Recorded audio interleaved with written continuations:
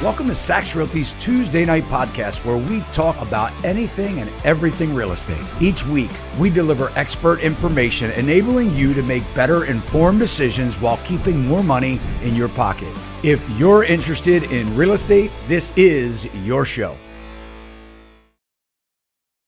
Hey guys, welcome to our Tuesday Night Live. We are sitting in studio with a friend of mine, Stuart Epstein, and he's a loan officer. And we're going to talk tonight about what's happening with home affordability and where we think things are headed in the next several months to come.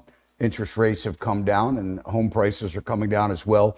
And so we have a lot to cover tonight, but especially if we're talking, especially tonight, we're going to be talking to those buyers out there in the market. And if you're thinking about selling, you're going to be interested in what we have to say also, because we're talking about your profit, your home profit that I personally believe is going to be declining here very, very shortly. We are seeing prices come down.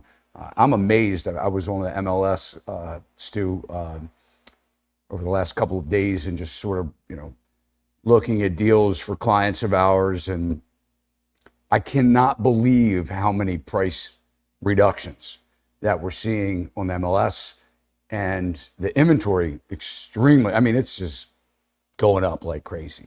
So we are seeing that here in Maryland, and with Bright MLS, we really look at the DMV, or the Mid-Atlantic region, which goes all the way up into New Jersey, down into Delaware, of course, West Virginia, DC, Maryland. So a lot to talk about tonight and unpack, but just tell everybody how long you've been in the business and just what you're seeing in the market. Thanks, Todd. It's always a pleasure to be with you, and appreciate the invitation. Had a great time last time we got together and did this. Yeah. So I'm excited to share some insight with you tonight. I've been in the mortgage business for 22 years roughly. So I was in my 20s still when I got into the mortgage business, and I had transitioned from working as an accountant. I was working for an engineering firm through my 20s and doing really well, but I love Excel spreadsheets, and but I had gotten to a point where use them now. Yeah, well, I fell in love with accounting, and now I'm a numbers guy.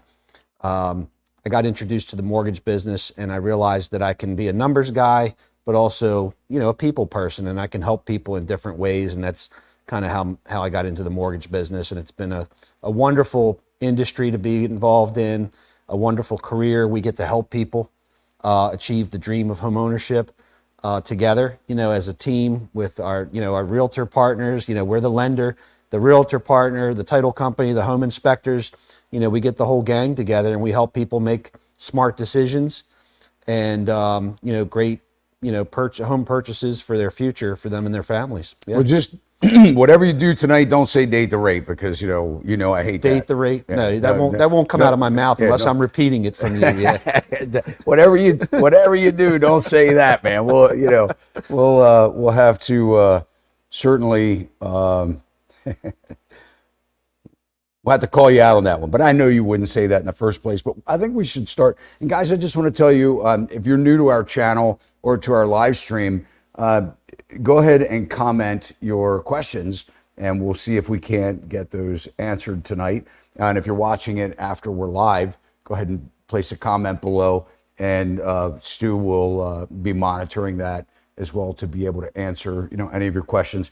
And before we're going to talk a little bit about the mortgage side of things first, and then, because that's sort of like the progression. A lot of buyers don't realize when they're looking for a house or beginning their home search, they go straight to Zillow and they want to see the house. And a lot of times we find there's a little bit of a disconnect, because they don't understand. You can use mortgage calculators and things like that, but when it comes into, combining their credit, their money down, the loan programs that are out there, there's a lot that they don't know. And what we always try and say is start first with a lender.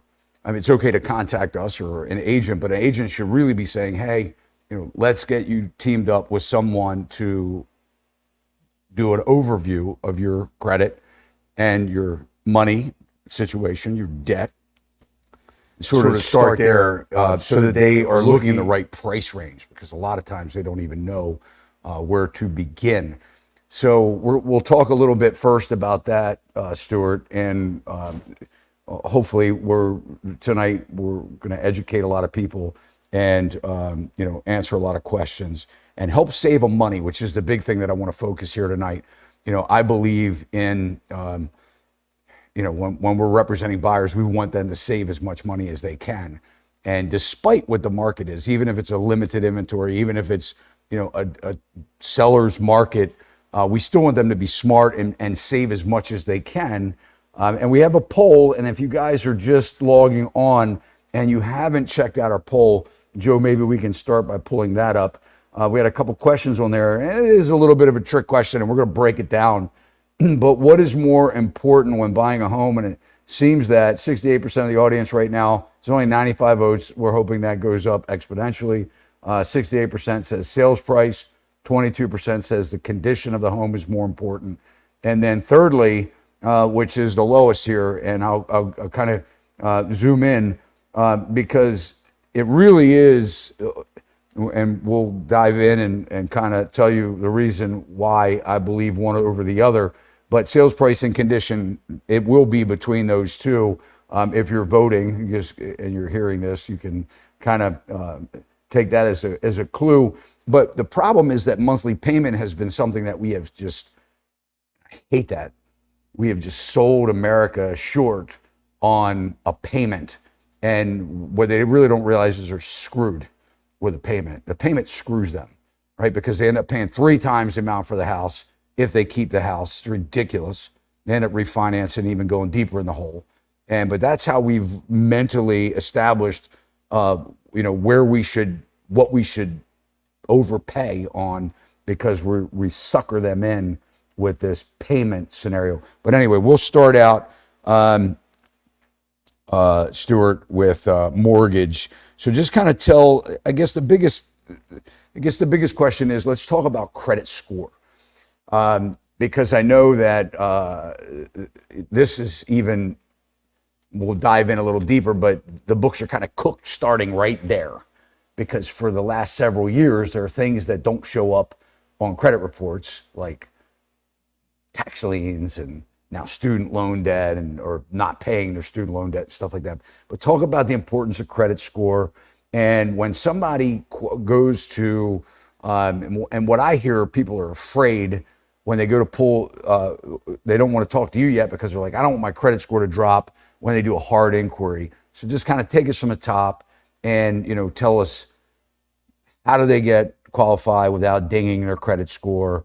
And what does credit score mean and that kind of thing? Yeah, no, that's a good starting point, Todd. So credit score, I'll tell you the first thing, when a consumer, and I'm a consumer, I have a credit card that I can go online to my credit card account and I can pull up a credit score for free.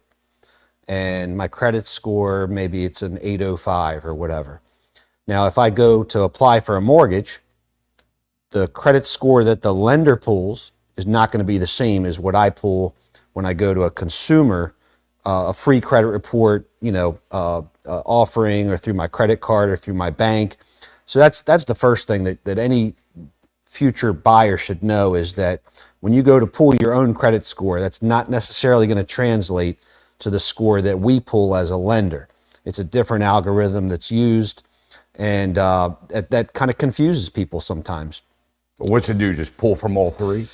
We pull all three. So we pull Equifax, TransUnion, and Experian, and it's the median, the middle score of the three, that's used for qualifying and pricing purposes. Okay, and this is universal. So what affects a credit score? The number one thing is whether you pay your bills on time. Okay, so that's a third of your credit score, is timeliness of payments. And that's what we call your willingness to repay debt. Okay. The second thing is your utilization of credit. So Todd, let's say you have 3 credit cards and each of them has a $2,000 credit limit. So you can't go past $2,000 on any of these credit cards. and let's say your balance on all three of these credit cards is $2,000. You've maxed them out. That's going to lower your credit score compared to the next person who's got 3 credit cards with a $2,000 limit and their balance is $500 on each of them. Okay.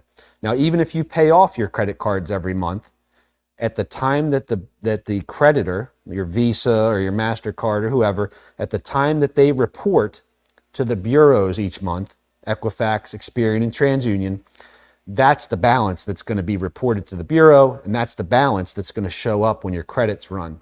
So even if you pay your credit cards off each month, it's still a good idea, especially leading up to the time that you're going to purchase a home, let's say 60 to 90 days out from when you're planning to purchase a home.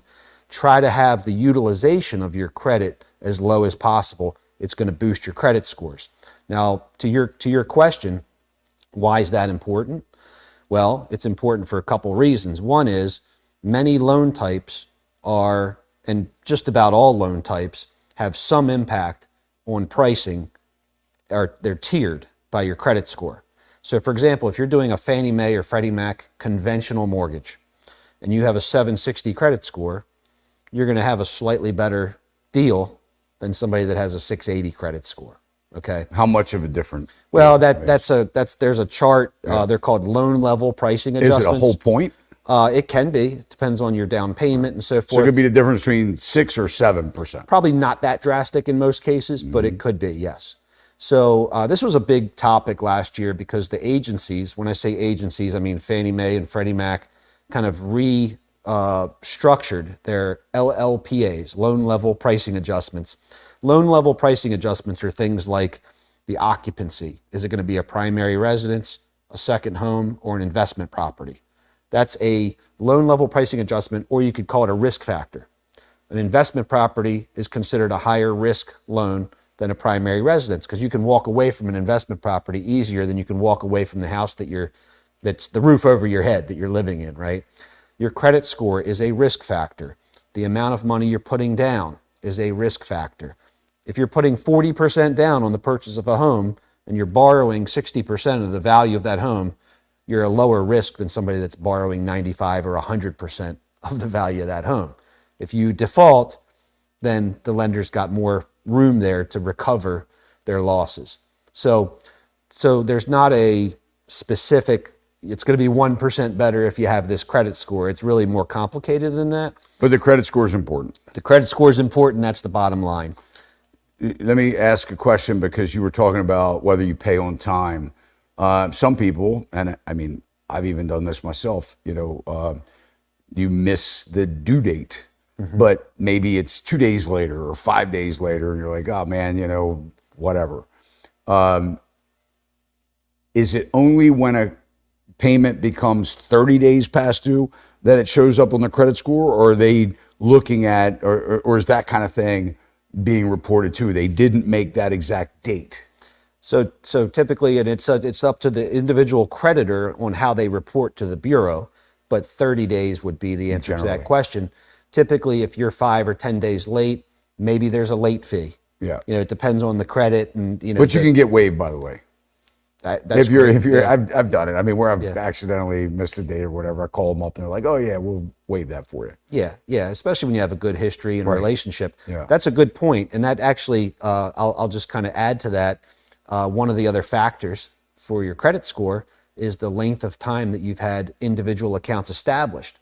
So think about, a Visa card that you've had maybe with your credit union or with your bank, and you've had that account for 2, 3, 5, 10 years. You don't want to close that account and keep opening up new accounts, because one of the factors for your credit score, it's probably 15%, I think, of your credit score is length of time established. So the longer that you have individual credit accounts with good history, it's just going to keep boosting your scores higher and higher. So when you keep flipping these credit cards over and over, it might help save you money and interest if you're not paying them off each month, because you're getting these incentives where you get free interest or no interest for the first 12 months or whatever. And a lot of people play that game, and I don't blame them for playing that game. They're saving money and interest, but it's not necessarily helping their credit score. Yeah. Let's talk about pulling of their credit, because if you're going to pre-qualify somebody, must you pull a hard inquiry on their credit report, or can you do what's known as a soft inquiry? You can do a soft pull. A soft pull will not give us all three credit bureaus, gives us one. It's pretty reliable, but it may not uncover everything that's on your credit. So I wouldn't feel confident issuing a formal pre-approval, pre-qualification or pre-approval based on a soft pull, but it typically gives us enough to be able to confidently guide the client without an inquiry on the credit. An inquiry on the credit is one of the least impactful things on your credit.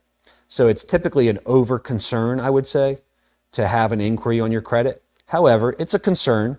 It's a legitimate concern. And if your credit is borderline and you're not sure and you want to do a few things to improve your credit before the lender pulls it, we'll have that conversation. So they should mention it. They should mention it. Should be mentioned. And typically when I have these conversations with my clients, again, to your point of this entire discussion tonight is we're trying to give people some insight on how to save money, right? Right, and make smart decisions. So when I'm having an initial consult with a client, we'll talk about these things. And I'll get questions like, hey, I was really hoping I'm getting a bonus next week and I want to pay down these 3 credit cards to help my credit score before I apply. Okay, great. Do you have time, number one? Because this isn't a real-time thing. The creditors don't report typically every single day to the bureaus. It's not a real-time update. They typically report every 30 days, sometimes every 60 days. So you may have to wait a little bit if you're trying Unless you don't pay. Well, different conversation. That quick, right? Right. So when we pull credit, a soft inquiry, there's another reason why we're doing soft inquiries a lot more now. And this should be criminal. Maybe I'll get in trouble for this with the bureaus, but the bureaus can sell, it's called trigger leads. You're familiar with this? Yeah. So as a lender, when I pull credit, the bureaus can sell the fact that somebody's credit was pulled to other creditors. Bastards. Because, yeah, exactly. And look, I think it should be criminal. There are efforts to have laws passed to protect consumers from this, but it's not uncommon It's when like the somebody text messages I get on my phone every other day about healthcare coverage and all. Can I quote your? 100%. Yeah. I've had clients, and thankfully this doesn't happen all the time, but if the bureaus have your phone number and your email, which they do, and we pull credit, the bureaus say, oh, alert, this person's looking to do something. They're a hot lead. I can sell this fact. Not necessarily, they're not selling your social. They're not selling like personal information per se, outside of your contact information. But they're saying to these other lenders that are willing to pay for it, hey, this person must be looking to do something soon. Do you want to buy this hot lead? And then next thing you know, you've got 50 people calling you in 2 hours. Right. So I've had clients say, hey, what happened? Did you sell my information? I did an application and now all of a sudden I'm getting 50 phone calls. I had to turn my phone off. I'm at work. I had to turn my phone off because I couldn't stop getting these calls. That's crazy. And so we have What do people do to prevent that? Well, you can go to Do Not Call. There are government websites, and I can share these. We can share these with your listeners. Joe, make a note for that. We'll throw them in a pinned comment. Yeah, so we actually have a communication that goes out when somebody makes application. And we give them the links to these websites where they can opt out. Yeah. Opt out, pre-screen, do not call. Yeah. They're not immediate, but those are ways that you can proactively, before you have people your credit listening run. now, they can go and do that now. Do that if they now. haven't already done so, right? Yeah, it doesn't cost anything. There's no reason not to do it. I would tell everybody to do that. Well, let's talk about fees, because, and I know that a lot of people aren't going to want to hear this. They're not. A lot of lenders are listening, going, "Oh my gosh, they're talking about this." And we're going to get to the real estate side too, because probably going to upset some real estate agents tonight. I'm not going to upset any real estate agents. Well, I'll tonight, do by it the for way. you. Okay, I'll do perfect. it for you. Yeah. So you can push that all up on me, but because we really have a critical problem here, and it's called home affordability, and it is really bad. And what we're trying to do is teach people, how they can save money. We're educating people. We have courses that are getting ready to come out. And this is not pitching that. It's just a fact, because people really need to be more educated when they're buying a house, because they're trusting their, mom's best friend, or their, sister's friend, or their friend from college, their buddy that has commission breath, to help them buy a house.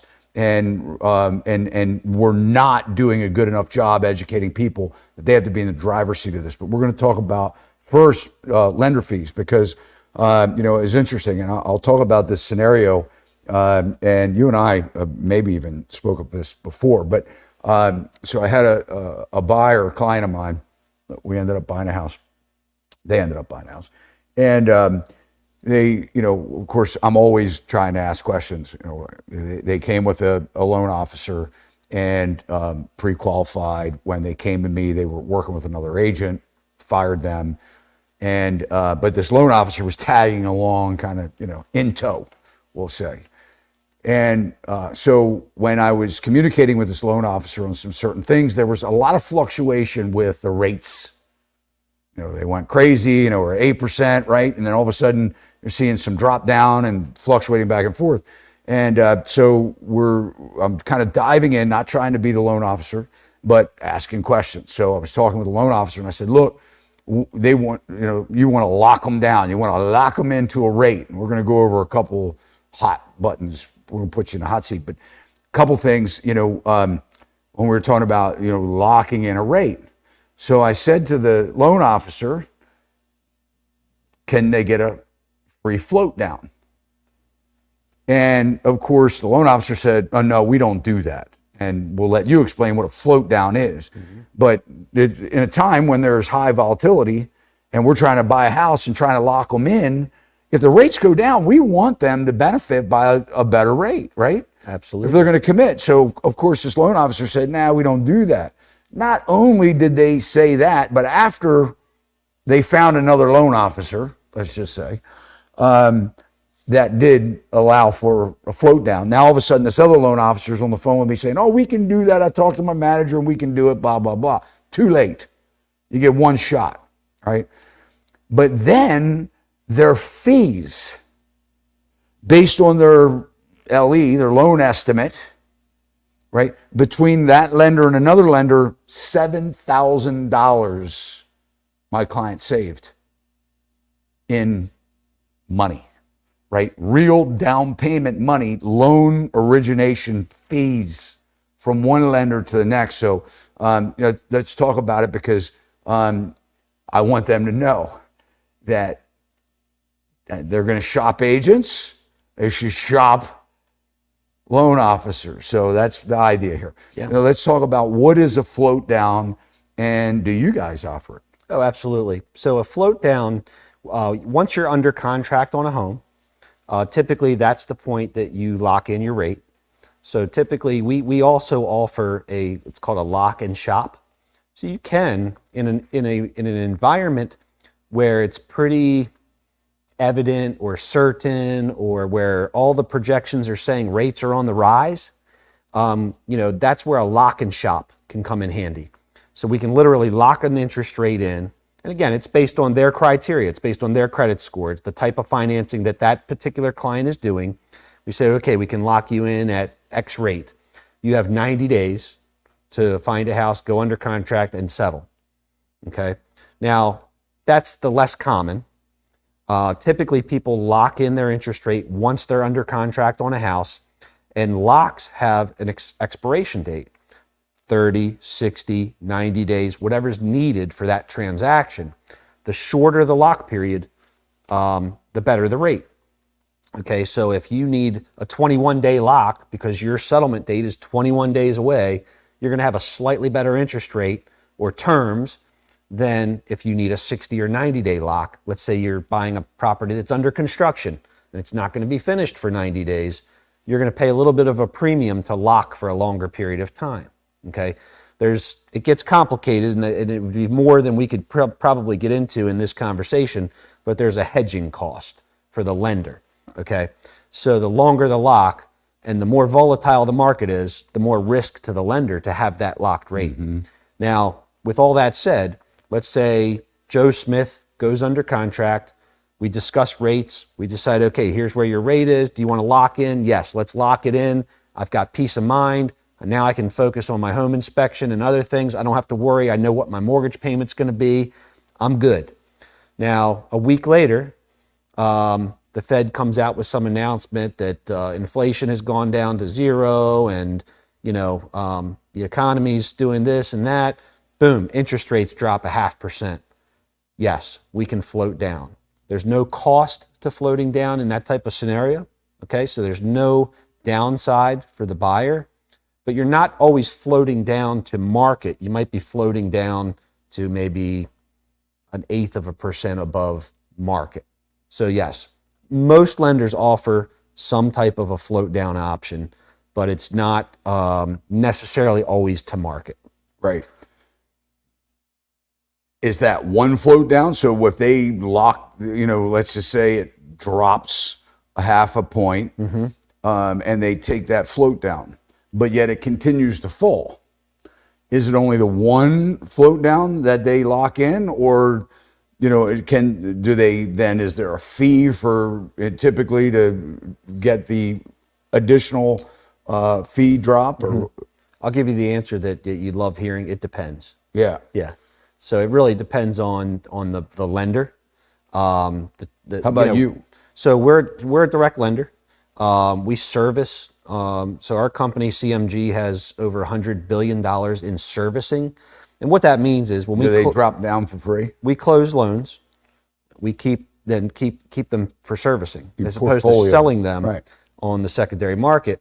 And that allows us a little bit more flexibility on the float down options than some other lenders. So I can't speak for all lenders, but I will say that we have very. So it drops even lower than your float down. What do?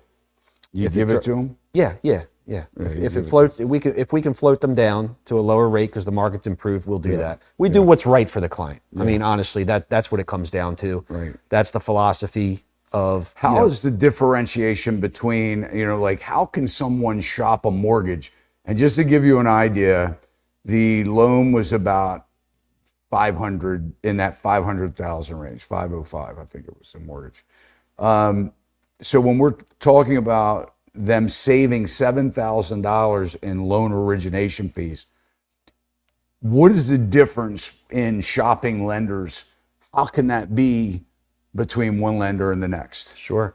Most likely, if it's that drastic of a difference in fees, it's not what we call junk fees, okay, which is a pretty negative term, but that's what we call the lender fees in the industry, is the junk fees. That would be like your processing, underwriting, some lenders call it an admin fee or an origination fee. Now, there's not a mandate on what lenders call their fees, so they could be called any of those, underwriting, processing, big application, words, important sounding. Yeah, but we did something here. Yeah, we sent an email. Yeah. So the key is education and transparency, right? So when a consumer, so anybody that's listening to this, watching this, and they're trying to understand, okay, well, how do I compare lender A, B, and C? You have to have the conversation. You have to get an estimate from the lenders, and you have to say, okay, which of these fees on this estimate of closing cost are the lender fees, which are third-party fees, which are the ones that you're estimating that you have no control over, for example, the title company's fees, right? Transfer recordation fees. Transfer and recordation taxes, the property tax escrows, the homeowner's insurance that the buyer gets to pick who they go with for HOA homeowners. fees. Our job is to provide realistic numbers. So when we're estimating the fees, our lender fees, we can't change them. Once we've disclosed, we're under contract, we can't just decide all of a sudden, well, we're going to change our processing fee from $300 to $500. Like that, we can't do. But I could show a buyer title fees, and I don't do this, but I've seen many, many estimates in my time from other lenders. It's not the majority, but I've seen them where they estimate title fees $500, $700, $1,000 lower than what's realistic, and they're making their estimate look better by doing that. So back to like the lender fees themselves, the buyer just really needs to ask a lot of questions and make sure until they know exactly which are the lender fees and they can identify them on the estimate, and then compare them with mine, with lender C, and say, okay, this lender has the cheapest lender fees. If it's $7,000, the lender's probably automatically including points in their fees. So if a prospect buyer calls me and says, hey, Todd, referred me to you, Stu, and I want to shop lenders, and I want you to give me a quote. What are your interests? Well, the first question we get, what are your rates? And then the education begins, right? So, okay, well, we have to determine what type of financing you're going to be doing, how much you're putting down, et cetera, et cetera. So we go through that process.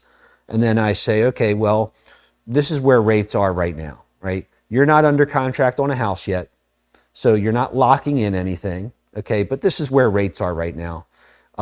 Okay, well, what does it cost me to get that rate? I could be quoting you a rate with 2 points. And 2 points sounds like a pretty innocent thing, but 1 point is 1% of your loan amount. So for your example, if $5,000. if you're borrowing $500,000, then 1 point is $5,000. And that's probably what the difference was. So that's a subjective fee. That's a direct lender fee. Direct lender fee. So right, that's almost like, we'll call it I don't want to call it a penalty because, but I mean, look, everybody's entitled to make money. Don't get me wrong. I'm not trying to say, pick on you. We're also, we'll get to me. I'm sure you can't wait to get to me. But, on the questions as far as the scrutiny and the transparency on the agency, the real estate agent side. But so that is interesting. So really the question may or may not be, and I want to get to the interest rates too, because that predicates their payment, the monthly payment, right? Mm-hmm. So really, if I'm hearing you correctly, the real question isn't how much are your interest rates, which makes sense that a consumer would ask that question. Maybe it's how much are your fees? It's both. Okay. I would say the points, it's just important to understand points. It's important to understand when you're being quoted rates, whether there's points included. So when you go online to any bank or credit union, and or just on one of the websites that lists all the lenders that are paid advertisers on that website, and it lists all the interest rates. If you read the fine print, it'll say this rate includes 2.32 points. And the rate looks like it's a 1.5% better than everybody else. Right. So a point is, you can replace the word point with prepaid interest, because what you're basically doing is you're paying more money up front. When you pay a point, the purpose of a point is to buy down your interest rate to a lower rate. And on a 30-year mortgage, in theory, it would make sense to do that, because the break-even point on a point might be 4 or 5 years, typically. Okay. And if you're going to keep that loan for 30 years, guess what? It will have made sense. But if they're only planning on being there for 5 years or 7 years, that point buy down may not be worth it. Correct. And that's the conversation that we have when we're advising and guiding and helping people make smart decisions. It's like, okay. But the lender makes more money charging points? No. It's all, it all comes out in the wash, because the premium that the lender makes at 7% is greater than what they make at 6.5%. Thus the reason why they charge the points, to make the margin back. So how do they save money from lender to lender? How does a consumer save money from lender to lender? Right. Shopping. Everybody shops lenders now. Can you negotiate the lender fees? Absolutely. Yeah. So typically, and again, not every lender's going to, match rate or match fees. So some lenders aren't going to do that. Okay. There is a value proposition to what we offer, and there's the cost of doing business, right? So lenders aren't in the business, as any business, of losing money, right? So there's a breaking point, that a lender's going to say, I'm out. I can't compete with whatever this other lender's offering. So it's really up to the consumer to shop and get educated, and not be afraid to ask questions, not be afraid to say, hey, I don't understand what you're saying. Can you explain that in a different way? can we get on a Zoom call or a Teams call and do a screen share? Because we don't have the benefit anymore of meeting everybody face to face. When I started, and you can relate to this, I know, when I started out in this business, and not that long ago, before technology has really taken over, every single client that I did a mortgage for pretty much came into my office, sat across the desk from me. We went over all the paperwork. I explained everything. We had the benefit of spending an hour, sometimes 2 hours together, going over everything, soup to nuts, and building that confidence and educating them, right? Nowadays, it's like, nope, click, click, click, give me a rate. Okay, well, this rate's better than that rate, so I'm going with that lender. If you don't get educated and understand the numbers behind what you're being offered, then it could cost. So they should be looking at the loan estimate, comparing the cost of the lender fees to the other lender fees. And so that's good advice. And to know that they can negotiate with that lender to say, hey, look, I'm not even worried about you beating this. Can you help me out with this, this amount of money? Mm-hmm. Can you save me this amount of money? Because I want to explain, people have to prepay you. They prepay their lender fees.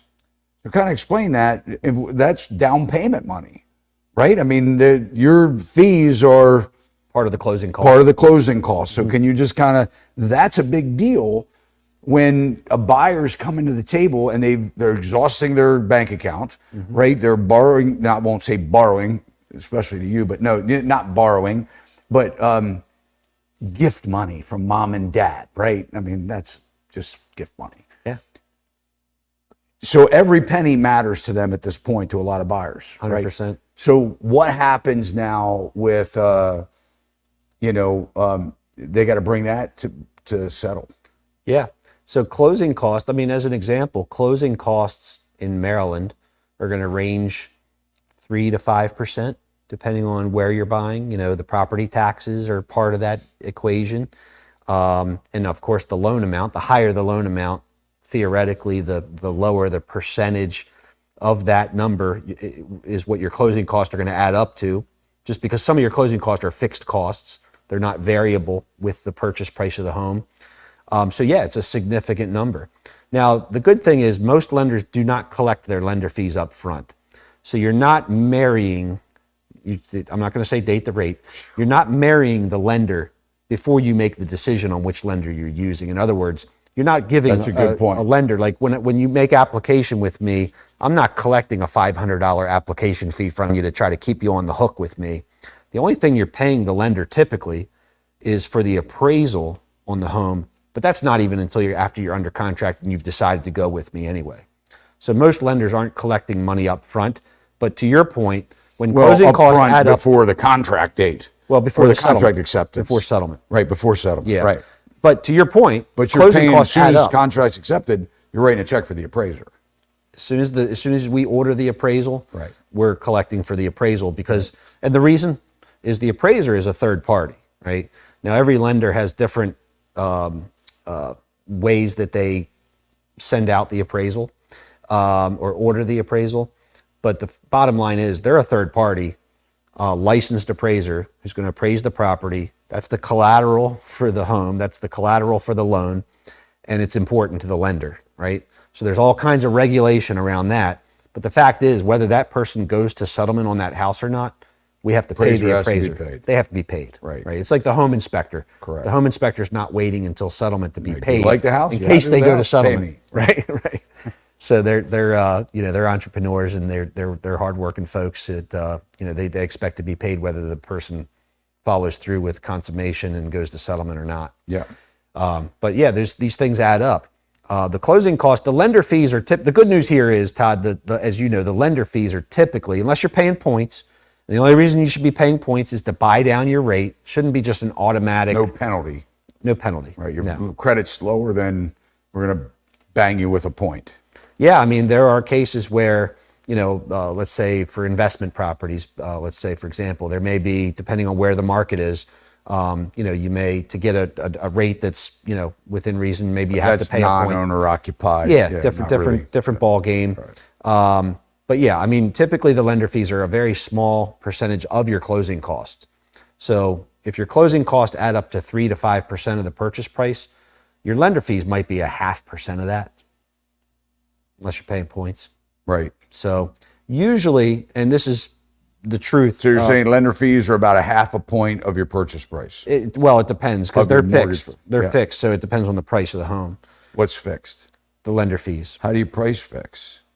You're talking about processing, underwriting fees, not points. Right. Points would be variable based on the loan amount. Right.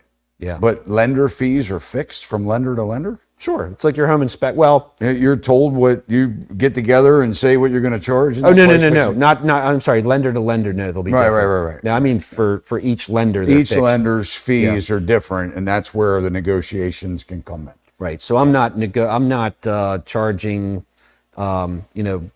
Joe and Jane Smith over here because their loan is a little more involved. I'm not charging them higher lender fees than Bob and Sarah over here. Their loan is really straightforward and easy, and it's going to fly through underwriting and require very little, due diligence or whatever. That there's no, we don't You base as a on company establish your fees, and that's what they are Yeah. until you can negotiate it from there. Yeah. Okay. Interest rates, we already established, and I think that was a great point to add. If you guys aren't planning to stay in the house for more than, if you're going to stay in the house for less than 5 years, or you're thinking that, as Stuart just said, it may not be worth buying points to get your interest rate lower, because you said it takes about 4 or 5 years for that to wash out. On average. Mm-hmm. And what can really screw that up is if rates drop and you refinance, because that really, then you're paying double. You never recouped. You never recouped the points. Right. So that's the conversations I'm having with folks now. Stu, should I? What would it cost me to buy my rate down from this percent to this percent? Well, you go a lot. Yeah, it's going to cost a couple points, and Fannie Mae, the Mortgage Bankers Association, the Fed Reserve, there's a lot of indicators that are saying rates are going to drop, in the next year, and there's a high likelihood that you're going to want to refinance to lower your rate within the first 5 years. I'll plug something else we have. I want to get to that. That's a nice incentive for that, by the way. But if there's a high likelihood that you're going to refinance or sell the house or whatever within that first 4 or 5 years, it's a gamble to pay the points because you may not recoup all of that money. Right. Let's focus in on interest rates, because we've seen a decline in interest rates. The jobs report recently came out. I don't believe it anyway. I don't believe any of the jobs reports. I only believe the revisions that they don't talk about. I don't even know that I believe those either. But let's just say that there's now seems to be some type of talk of the Fed dropping rates maybe a couple times yet this year, starting in September. Correct. And maybe some aggressive reductions in the Fed rate. But we know, and it's important to realize, because a lot of people don't understand this, the overnight trading rate that we talk about, the Fed raising, spiking it, higher and faster than they ever have in history. And now we're looking at, they're talking about lowering that rate. That does not affect mortgage rates, but it does seem to go hand in hand. Fed rate raises, mortgage rates raise, but a lot of that has to do with 10-year Treasury. So what are you all talking about in your industry as far as rate cuts? What are you expecting? So the latest, I think the June MBA, Mortgage Bankers Association projections, and this is a common projection elsewhere, also probably 1 to 2 cuts this year. Now, there's an interesting fact that I learned last week. When the incumbent, and this is not a political, I'm not going political here. This is just a fact. In history, when the incumbent president is behind in the polls, there's typically rate cuts leading up to the election. So that seems to be the case right now, okay? And that's one of the indicators that it's likely that there will be a rate cut in September, possibly another one in November, before November, whatever, and then maybe 3 or 4 next year. Now, if you go back, and this is where projections are just projections, right? Every year from 2008, when, and we may go down a rabbit hole here a little bit, but back in 2008, the market was crashing, the housing bubble was happening, and the Fed started the quantitative easing. They started injecting money into the mortgage securities market. And again, what drives interest rates? Like you said, it's not the Fed. The Fed doesn't dictate 30-year mortgage rates, but the Fed influences long-term bonds, 10-year, et cetera. So it's a supply and demand thing. So when the Fed back in '08 and continued for many years, started injecting and buying mortgage-backed securities, basically what they were doing was increasing the supply. When you have more supply, and think of it like a store that has too much chicken noodle soup on the shelf, what are they going to do? Lower the price so more people buy, right? That's what happened with mortgage-backed securities. The Fed started injecting all this money in the market to artificially... For the first time ever. Yeah, and that brought rates down into the 2s and 3s and, various, areas in that range. Probably for one of the many biggest years. causes of the asset bubble that we have now with housing. You could argue that. I'm not going to get into that argument. But the fact is that, and I'm getting to a point here, it's just taking longer than I anticipated. Every year, we were sitting behind our desk going, oh, rates are going to go back up this year. Oh, rates are going to go back up this year, next year. Rates, they can't stay this low this long. Rates are going to go up this year, the next year. Well, they're saying rates are going to start going back up this year. How long did that last, right? Too long. A long time, right? So, of course, a lot of money was made in between. Well, sure. And it's kind of like the opposite right now, right? So what the Fed is saying now is, well, before we start cutting rates, we don't just want to see one good month of inflation easing, or in 1 month of an indication that inflation is dropping, to 3%. We want to see that sustained for a little while. So we expected rates to actually be lower than they are right now. The Fed, MBA, NAR, they've all changed their projections this year already, probably twice. And the message has changed to... I never have. Rates aren't going to drop as quick as we thought they were. So let's just wait and see, right? Now, when I'm having these conversations with folks on the ground, on the ground level, we're not talking about macroeconomics when we're talking about, okay, what are your home buying goals? What's your temperature for a monthly payment and cash out of pocket? And let's figure out how to strategize here. We're talking about them and their situation.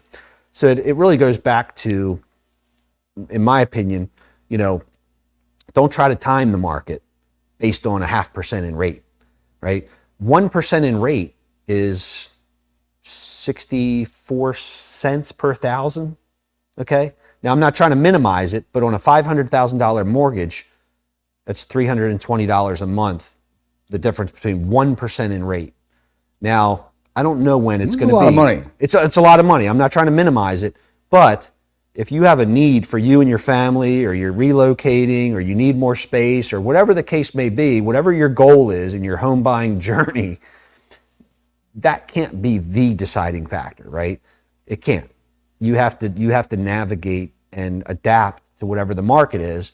And, if rates are higher today than they're going to be next year, shoot, we have a rate rebound program that waives closing costs when you refinance. Because one of the hurdles or one of the downsides to refinancing is there are closing costs. Are you paying for the appraisal fee? We're waiving lender fees. We're paying for the appraisal. We're paying for the credit report, and we're giving our clients $1,000 credit towards the title company fees because they have to do title work again too. When you refinance, title company has to do title work. And That's a big deal. so we knock out, $3,000 to $3,500 worth of costs, real costs that people would otherwise incur when they go to refinance. Now, but you also have to tell them, I mean, you have to pay your recordation fees. Yeah, the recording You're fees. you're paying recording fees to the state, That's nominal, right? And to the county. Unless you're taking cash Depends out. on where you are. Well, that's true. There are some It depends states. on what state you live in. Yeah, if in some states you'll pay. You're right about that. Yeah. In Maryland, fortunately, there are some other areas where taxes are a little bit out of scope, above the average, but you're not paying transfer or recordation taxes unless you're increasing your loan amount, which would be called a cash out refinance, where you're actually taking advantage of some of the equity that's built up, Right. and cashing that out. Yeah. Yeah. Just to clarify, how many states do you lend in? 50. Well, personally, so as an originator, I get to pick and choose what states I want to lend in. And typically, I don't want to be licensed in 50 states if I'm not lending in 50 states, because I'll spend my entire year doing CE, continuing ed. Right. There's a lot of regulatory requirements and fees and things like that to be licensed in each state. So I'm personally licensed in about 7 states right now. Our company is 50 states. We actually just opened an office in Guam. So we're pretty big. We're probably our president may get mad at me if I get this wrong. We're either the 4th or 6th largest mortgage company in the country now. We acquired a company called Homebridge last year, along with servicing. And I mentioned we have $100 billion in servicing. So we're pretty large scale. Yeah. Yeah. How does someone know, because right now, and correct me if I'm wrong, FHA is cheaper in interest rate than conventional. Is that true? Historically and typically, FHA rates are going to be a little bit lower than conventional. And again, there's a lot of factors involved here, credit score, et cetera, et cetera. But typically, FHA rates, the interest rate alone is going to be better than a conventional. Yeah, because I have a lot of buyers, they want to switch to, they go start out at conventional and then they switch. And when they find out what the difference is in the rate, and then we have to let the sellers know that we're switching up our loan product, right? And some of them get a little unnerved about it, because there for a long time sellers weren't they weren't taking or accepting anything but conventional or cash. It was like an FHA loan was like, oh my gosh, no, we don't want that. And because they have a little more tighter appraisal process where they're looking for things that could be wrong with the house, right? Yeah, so an FHA loan, the appraisal requirements are a little stricter. And it's with regards to health and safety issues typically. Right. Like, for example, handrails where there are more than a couple steps and things like that. Cracking concrete, tripping hazards. Tripping hazards. Broken windows. Chipping and peeling paint. Now, conventional appraisals can still call for certain things if they're glaring. If there's a hole in the roof, you're probably going to have an issue with the appraisal. The appraisal is probably going to come back with what we call repair conditions, and then they have to be remedied, and then the appraiser goes back out and re-inspects. But to go back to your question about FHA versus conventional, the reason, some of it's perception, some of it's reality, but in perception, I'll say, more so than reality, an FHA, a contract, an offer that has an FHA addendum is going to be less favorable to the seller than a conventional. Okay. Now, as a very, smart, experienced, knowledgeable realtor, you educate your seller on the value of each offer. And the FHA versus conventional may be a non-issue, because maybe the FHA offer, the offer that has the FHA financing is much better. You say, no, we're good. We don't have any chipping and peeling paint. We don't have anything to worry about. It's not going to affect the value itself. The value shouldn't be. I have seen, and I will say though, I have seen where, and it appears that there's been a major shift over the last year or so. Where I'm seeing actual FHA appraisals not pick up things that I would have thought they would have. Interesting. One example is a garage door. So, you know, if you have a garage that's attached to the house, it should be a 1 hour fire rated garage door with self-closing hinges. And in this particular situation, it was an interior door. It wasn't a 1 hour fire rated door. It was just a regular old cheap hollow core interior door without self-closing hinges. And I was really surprised that the FHA appraiser didn't pick that up. Yeah. There were some other things too, but we'll just leave it at that. But getting back to your point, I think one of the things that has hurt the buyers in some way was that there is sort of like this negative feeling with FHA. It used to be VA, right? VA back in the day was like, oh my gosh, you're going to get a VA loan. Like, they're impossible to close kind of thing. But then they became pretty easy. And then FHA seemed to be the one that was more difficult. But with the FHA, I think a lot of people were even scared about the value of the home and I know now that all lenders have in-house appraisers that are second guessing that field appraiser's appraisal. They're looking at it going, wait a minute, we don't see what you did, answer these things or come back with this or whatever. But we were finding where FHA wasn't appraising, where the conventional had no problem. I mean, any truth or theory to that? Theoretically, it should not be. Now, each appraiser may look at the appraisal slightly more conservatively, knowing that their HUD authority, may be in jeopardy if they, appraise a property irresponsibly or something like that. But so when an appraiser submits the appraisal to the lender, there's something called a UCDP that the lender runs, the underwriter runs. This can be a 19-page report on that appraisal. All the data from that appraisal goes into the UCDP. And what Fannie Mae and Freddie Mac have been doing for decades now is collecting every single piece of data from every appraisal and inputting it into a database that now recognizes when an appraisal comes in, every comparable sale that's used, every adjustment within each comparable sale goes into this database, and then the appraisal comes in and it will be red flagged if an appraiser uses comps and adjustments within each comp that are outside of scope. It's pretty, people don't even know this happens. Yeah.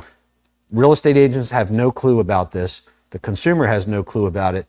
Most originators like me don't even know about it. It's the underwriters that look at this stuff and review it and then go back to the appraiser and say, hey, why did you give this comp a $10,000 adjustment for the deck or the patio out back when the average adjustment that's been used on this comp in the past was $5,000? Yeah. And the appraiser has to explain themselves. So there's a lot of checks and balances that go on with appraisals nowadays that make it really hard for an appraiser to just irresponsibly appraise a property. And that's good for the consumer, by the way. So you think that as far as the consumer's concerned, when they're looking for a loan, they shouldn't be concerned with the difference between FHA and conventional? No. No, they should not.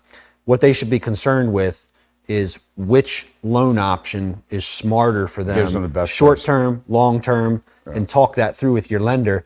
And if your lender's not able to intelligently explain why one loan may be better than the other, or at least make that part of the conversation, then that, to me, that's more important than the lender fees, honestly. If my lender fees are $1,200 and somebody else's lender fees are $1,100 or whatever, but they're not educating their client on the best type of loan to get, that's probably, they're probably not focused on the right thing. Yeah.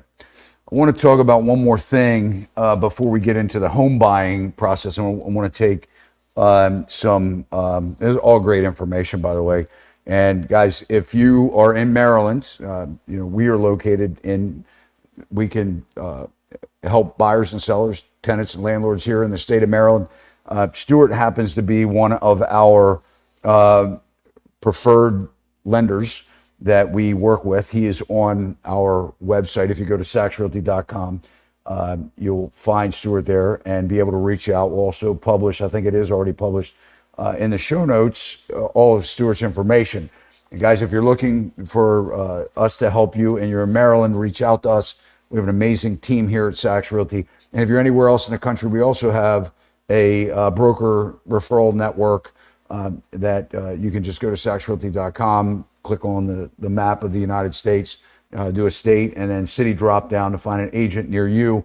It is a new program for us, and we're very particular when we're aligning ourselves with our referral agents. So if you don't see somebody that's located in your city, you can reach out to me directly.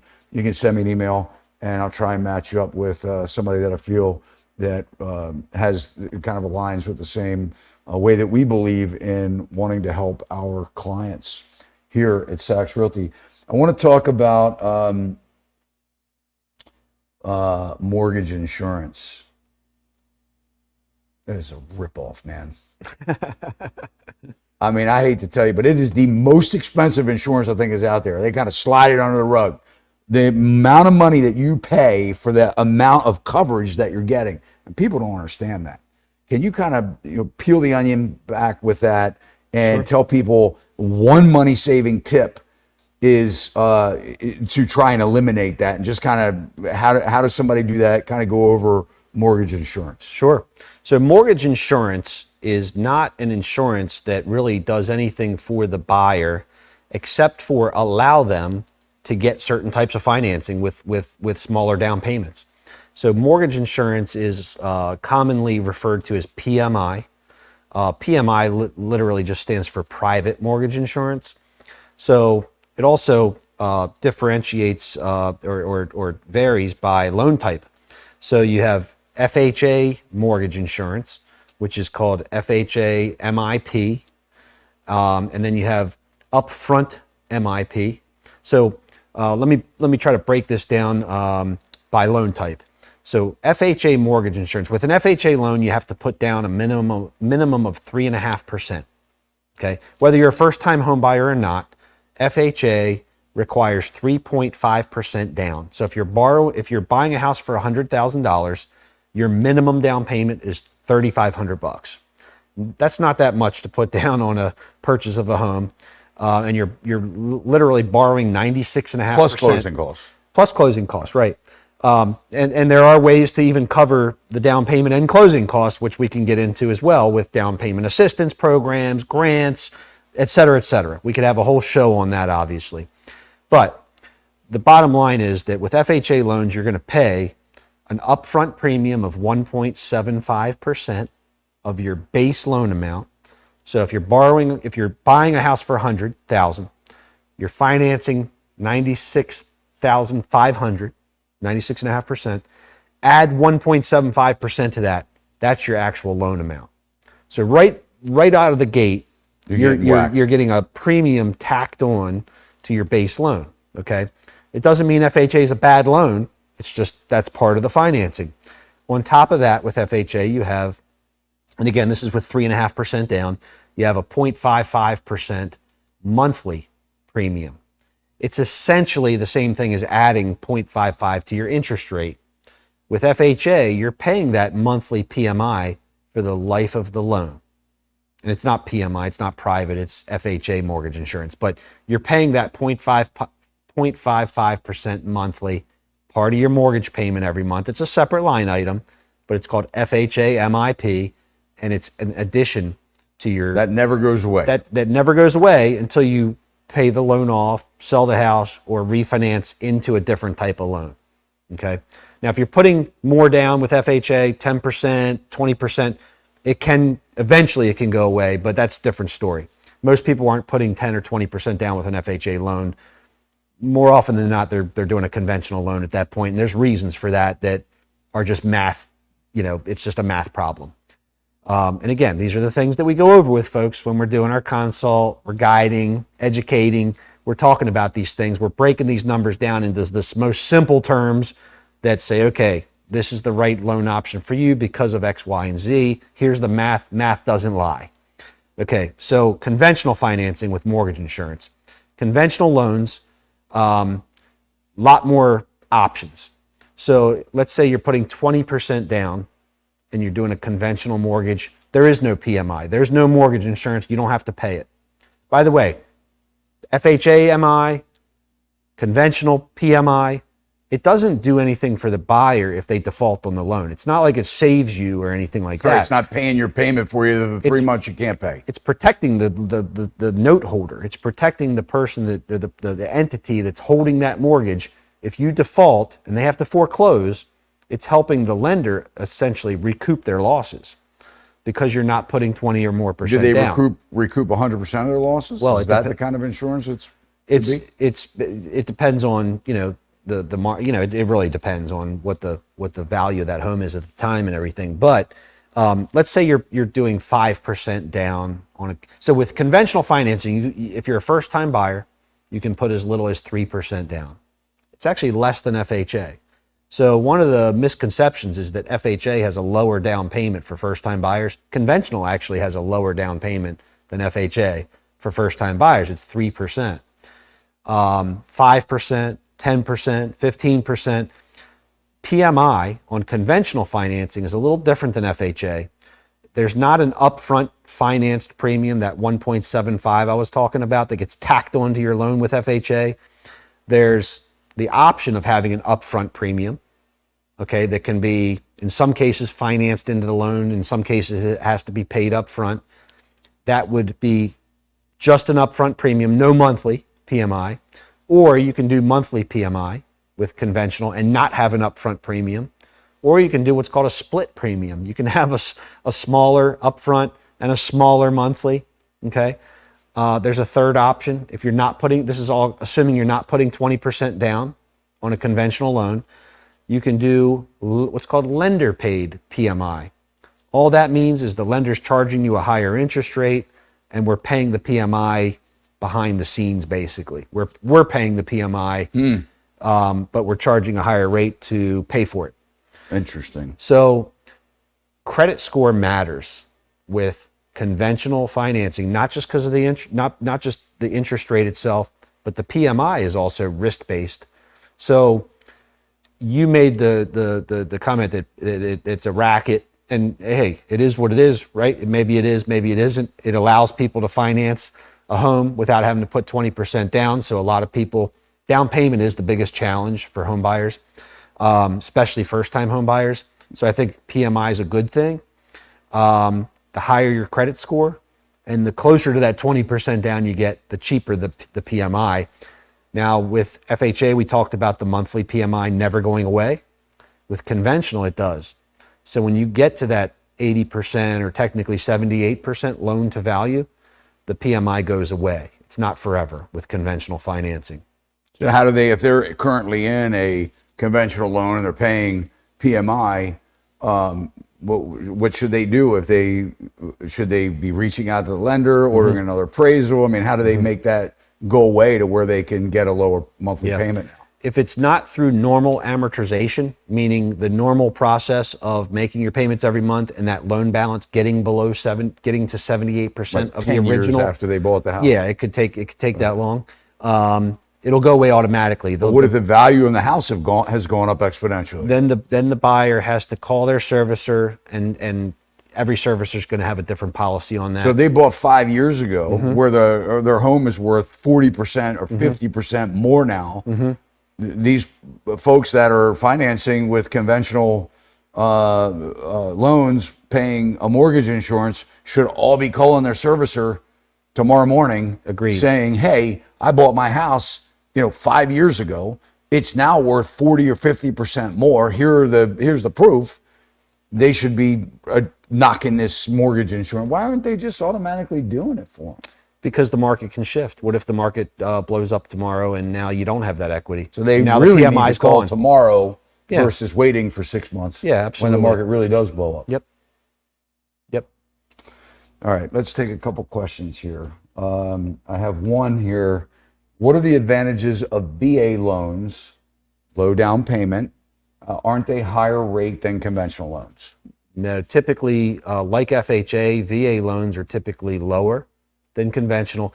I always tell people, if you're a veteran or active military or the surviving spouse of an eligible veteran, and you're eligible for VA, it's the best loan there is. 0% down, so you can do 100% financing with VA. There is no monthly mortgage insurance.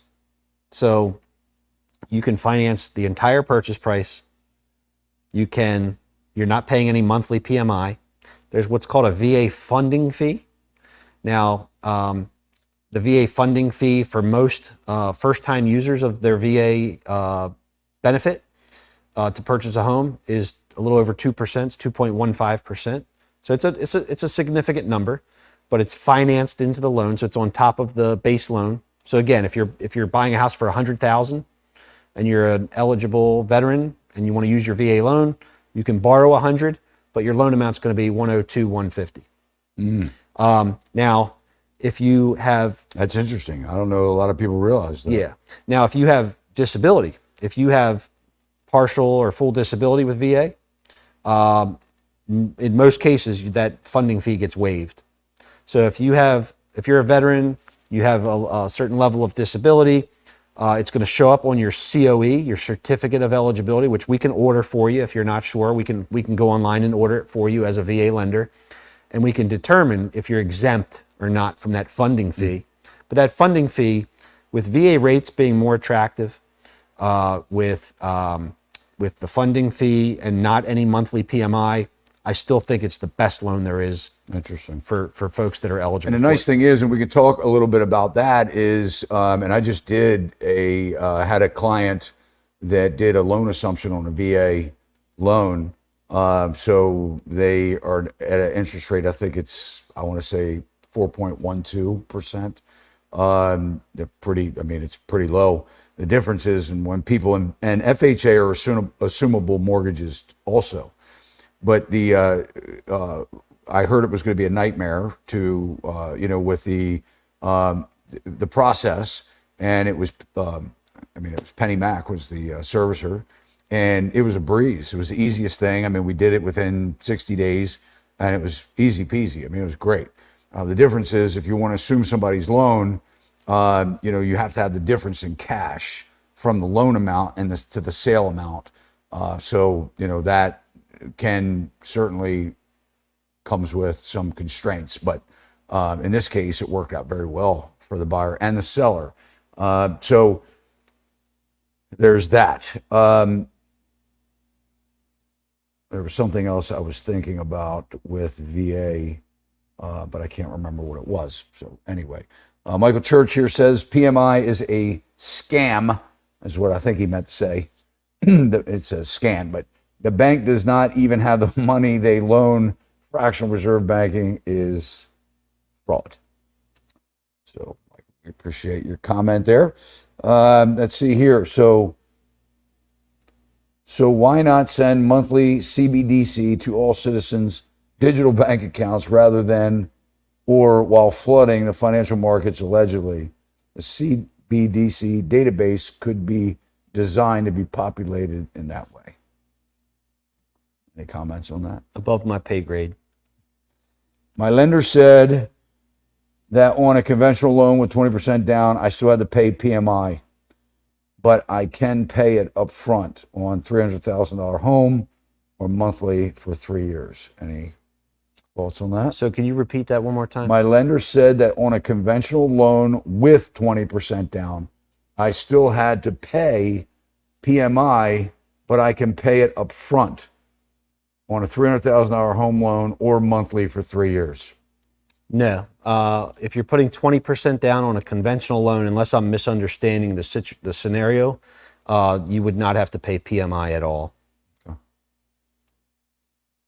Brian here says, why, when you have a co-signer with a lower credit score than you, the banks uses that lower score?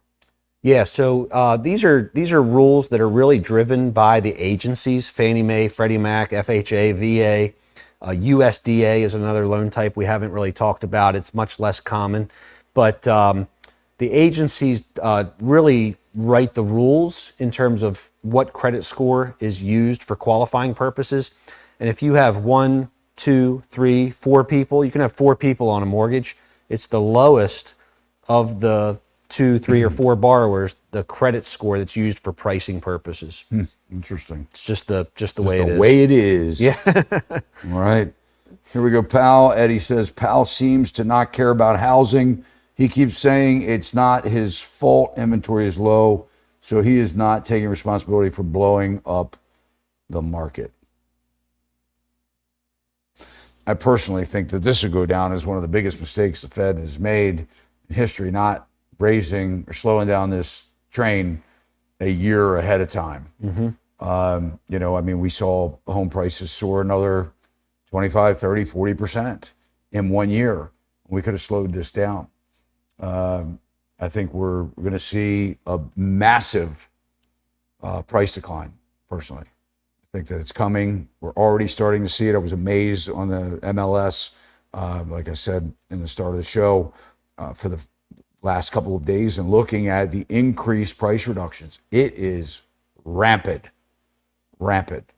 And, I think that what a lot of the, nobody's really prepared for it, because headline news is not covering it. We're starting to see it trickle in now about how, they're adjusting their thoughts on, home price correction. We just had a great show with Lance Lambert. I don't know if you know who that is, but Lance was with Realtor.com, kind of cut his teeth there as a data analyst.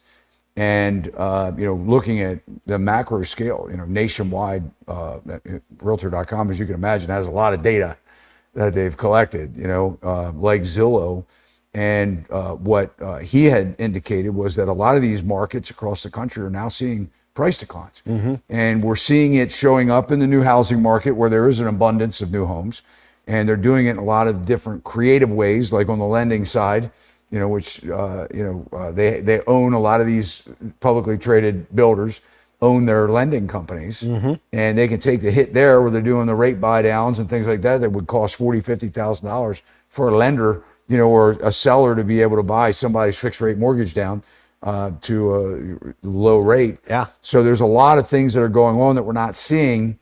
Home repairs are a big thing, and I want to talk about that, because this is one major way that buyers can save a lot of money when they're buying a house, is really beating the sellers up more on the home repairs with home inspections, things like that. So we're going about to dive into that, and I'm going to give you a chance to take some jabs at me, since I've had fun with you so far, but in a friendly way, in a professional manner. Hey, look, we're trying to be as transparent as we can here with people, and I think that look, consumers have choices. If we're not honest about it, which we should be anyway, they vote with their feet, right? And the internet is wide open for them to do their research and become more educated. Absolutely. So I think we're in a lot better position today than we were 30 years ago, where we had to go in and meet somebody face to face and give them all our financial information and go, my gosh, I hope it gives me a loan, because geez, I don't want to have to go through this again. Right. And I had a loan officer one time tell me, and this is kind of disgusting, but I'm going to, share it. He said, it's great because I pull them in, I dig out all the dirt on them, and then, then I can whack them with the rates because they don't want to go and do it again to somebody else. I thought, well, gee, that's really nice. So you're going to get all the dirt on them, find out that they've gone through all their life struggles and why they're behind in this bill and that bill. This was before the Dodd-Frank and all that stuff, right? So where they could charge a lot different, I saw a lot of that. There were people, going out and grabbing, business that weren't even licensed. They didn't need to be licensed back then. So a lot's changed. But anyway, I thought that was kind of interesting. Well, when you peel out somebody's financial information, it's the most uncomfortable thing that they want to talk about. Right. People don't even like to tell you how much money they make, right? And you find it all, man. You get it all. Yeah. So, well, it's a vulnerable DNA and blood type. Yeah. It's a vulnerable thing. When I think about it. and I put myself in the shoes of the person who's coming to me to get a loan, the first thing is you don't want to admit that you might not know everything, because then you feel vulnerable, like you're going to be taken advantage of, right? And that's why I think the transparency, and we've talked about it, before the episode tonight and during the episode, transparency and education is everything, right? Yes. So ultimately, our clients are going to make the decision, what they want to do, what they're comfortable doing, et cetera. And our job is to lay out the facts. We don't have a crystal ball, but we can give our thoughts and opinions. And, I try to do that when it's appropriate, when asked, in terms of the market itself and things outside of my control and outside of my scope. But as an accountant and a person who understands numbers, understands the short-term, long-term cost and the impact, your debt ratio, affordability, and all that stuff, that's all we can do is give people, that kind of guidance. What I'm thinking, all I thought about when you're talking about the lender that, back before Dodd-Frank and all the regulatory, the compliance that now drives our industry and keeps us, quote unquote, honest.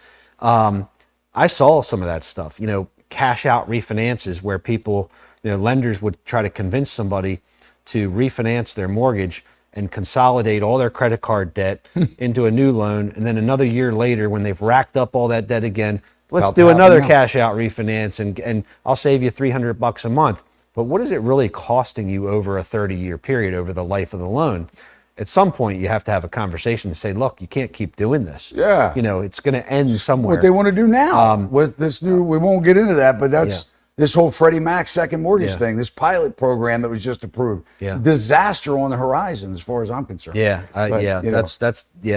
going to be interesting. And all of that, I mean, that's just a home equity loan that's, that Freddie's looking to try to securitize. But it's more taking out more equity out of your house, which home equity loans can be a good thing. But I think, back in the day, I met with, I'll tell you one quick story and let you move on to the next topic. I met with a business owner. He was a restaurant owner in Baltimore, 40 years. It was a landmark place, right, in the city. And I went in, I used to go in for breakfast in the morning, sometimes before work, and have a coffee and just chit chat. And a lot of locals hanging out there and everything. And I'll never forget, this poor guy comes up and he sits down and he's shaking. He knew I was in the mortgage business. He says, Stu, can you look at my paperwork here? I think I've been taken advantage of. And he had a beautiful house in a really nice upscale neighborhood in Baltimore. And his house was worth like $700,000 or $800,000, which, 20 years ago was, that was a big, I mean, it's a big deal now, but it was a really big deal then. And he showed me the paperwork, and the disclosure requirements were a lot different then. So don't let this story scare people that are watching this, and like this is going to happen to you. It can't happen the way it used to happen.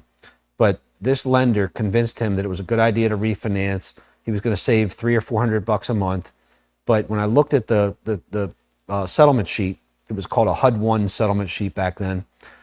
The first line item on there was points, and it was a $500,000 or $600,000 loan, and there was 5 points on there, $30,000 just in a fee to do the loan, and it's going to save him $400 a month. Do the math. How long is it going to take him to recoup that? He's never going to recoup it. Yeah. He just added $30,000 to his loan balance that he was been paying for years. Right. He was on a new 30-year loan. Yeah. Oh, but we're going to save you $400 a month because you're in a tight situation right now. He was a business owner. He was probably in a tight position. Totally took advantage of him. He already went to settlement. There's no turning back. The docs are already recorded, and he's shaking, and he was taken advantage of. Yeah. So I know what you're talking about. Yeah. Let's flip the table. Let's talk about the real estate transaction, the purchase, and we'll try and give some good advice, money-saving tips for buyers. One thing I want to tell you right now that I'm noticing is that experienced agents are playing a game with the MLS. And it's really important that if you're looking at buying a house that you know this game. Because what's happening is people will send me a listing and they'll say, hey, I want to go see this house. And I'll look at the house. and I'll look in the history of the house, which you can do, by the way, on any of the platforms that are out there, and you can see that the house was listed and withdrawn several times over the last several or 6 months. So it comes across as like it's a, hey, I just hit my home search today, but really that home has showed up before, and or depending on when you started looking for a home, because the agent thinks they're smart in withdrawing it and putting it on the market, canceling it and relisting it, with a new MLS number. So that's a big thing, because right now these agents think they're slick, and that most people aren't realizing that the home has been on the market for a lot longer. So they see that it's 2 days on the market or brand new on the market, but they're not seeing the collective days on the market, where it's showing that the house has been on the market for 90 days or 120 days. Very important to look at the history of that property address to see, what kind of, if there's any manipulation being done with that. So that's a big thing, because right now what we know is that sellers, there's two things. One is that days on the market is not a seller's friend. Coming off of the hottest time and that we've seen, since the GFC, the global financial crisis, or the housing market crash, what we haven't seen are houses sitting on the market for any amount of time. And when a house hasn't sold in 14 days, there's a big problem, right? So that's the first thing as a buyer you need to hone in on, is that when you see days on the market are going up. The second thing that you want to look for is when they start getting into price reductions, because at that point, man, it's really the seller is getting ready to take a bath, right? From where they had tried to reach and nobody bought it, right? Everybody was saying, no, I don't think so. So I think these are two major indicators that we're seeing nationwide. We're seeing it in Maryland. It's big time price reductions, and the inventory is sitting on the market for a lot longer period of time. Two situations. One, we're going to be looking at a property that this just happened, where this particular agent listed and took the property down 3 times in the last 4 months. So they're literally waiting 30 days, yanking it off the market and relisting it again. Now, it does show the cumulative days on the market, but buyers are really surprised by this, or fooled by it. The other thing is we're seeing where homes were under contract and the contract fell through. And the easiest thing for an agent to say is their financing fell through, which in a lot of cases is a bunch of crap, right? Maybe it fell through because there was an appraisal problem, or that maybe there was a inspection problem or something like that, where the seller was unwilling to fix it. And with what we're talking about, FHA and VA, there are very rare exceptions where you can escrow money for repairs, right? So they have to be done prior to settlement, these repairs that are required by the lender, unless it's like January, 20 degrees, and it's chipping, peeling paint on the exterior of the house. Mm-hmm. That's the only time I've seen escrow for, lender required repairs. So, it's really important that your agent is diving into the history of the property that's on the market right now and uncovering it all. And because that's going to give a buyer the edge when you're looking at the property. The other metric is showings.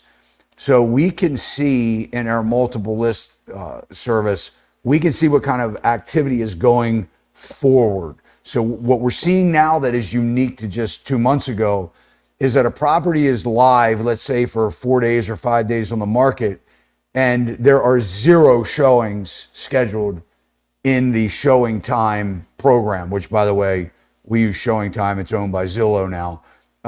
They're buying up, all kinds of data, gathering companies.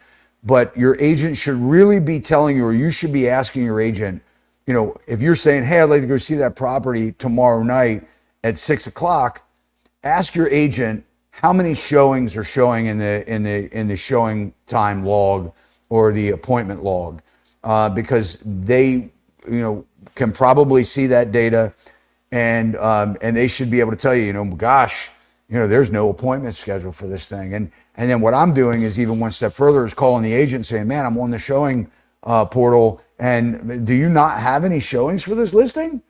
And letting them, sputter and, it was this about that. And a lot of times the agent will just say, yeah, I think it's the price. So what we need to be doing as buyers is we need to be becoming more educated on the questions to ask the listing agent, because that is where a lot of this secret recipe is for you to not overpay. Because a lot of agents, they're clueless.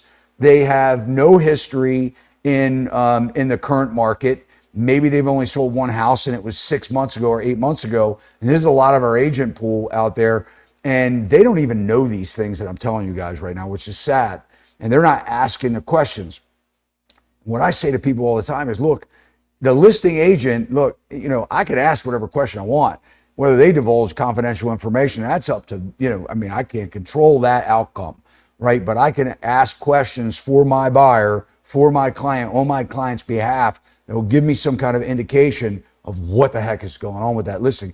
And it's amazing more times than not, because the listing agent wants to sell a house, right? So when they're slow and things aren't really happening, if I have a conversation with them, a lot of times they give me these, these little innuendos that give me an idea, like, yeah, well, we're coming for you. You know what I mean? If we like this house, we're coming in hot, and to our benefit. So that is a big shift in our market, what I'm seeing right now. And agents are easily justifying it by not saying that, hey, I'm an idiot, I gave them too high of a listing price. They're blaming it on their client. So they're the first ones to try and save themselves. Well, if a listing agent's coming over on my side of the table, on their own, I'm not, hey, look, I'm representing the buyer at that point. But the other thing I want to get in, and I'm going to let you, fire away some questions with me also. But the other thing I want to talk about is home inspections, because, communication with a listing agent is very critical for a buyer's agent, because you need to be able to get the sort of like the vibe of what's going on. Like, hey, my client is inclined to make an offer here, but I would never recommend that they buy a house without a home inspection. Will your seller be open to a home inspection? Well, it's been sitting on the market for 45 days, and get me an offer, get me a contract, right? So that's when we want to make sure that we're setting it up or teeing it up to say, hey, look, we need a home inspection. If we put an offer in, do you think your sellers are cool with this? Yes, they'll be fine with it. I think let's get it going, because we want you guys to have, you buyers to have your inspections, because the inspections where you're going to get your chance to really save your money on the house. Now, we have a poll. I want to pull it up here just to see where we are. And the question is, it wasn't a trick question, but it kind of was. And I want to kind of go over it and dive in a little bit. So here we have 377 votes that says, what's more important when buying a home? Sales price, condition, or monthly payment?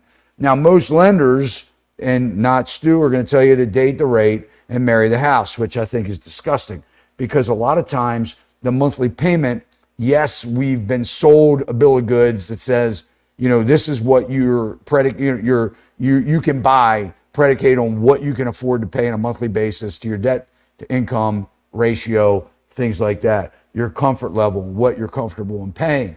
But that's what gets us in trouble as home buyers, because when life changes to where you can't make those monthly payments, then it's another problem or another story. So we don't always want to max ourselves out with a monthly payment that we feel that we can stomach today, when life can change. Because if you need to sell that house, what's more important?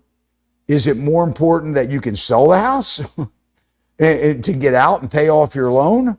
So that would be the home price, right? Is it worth today what you paid for it 2 years ago? That's a big question. So here we go. The number stayed the same, which I'm happy to see.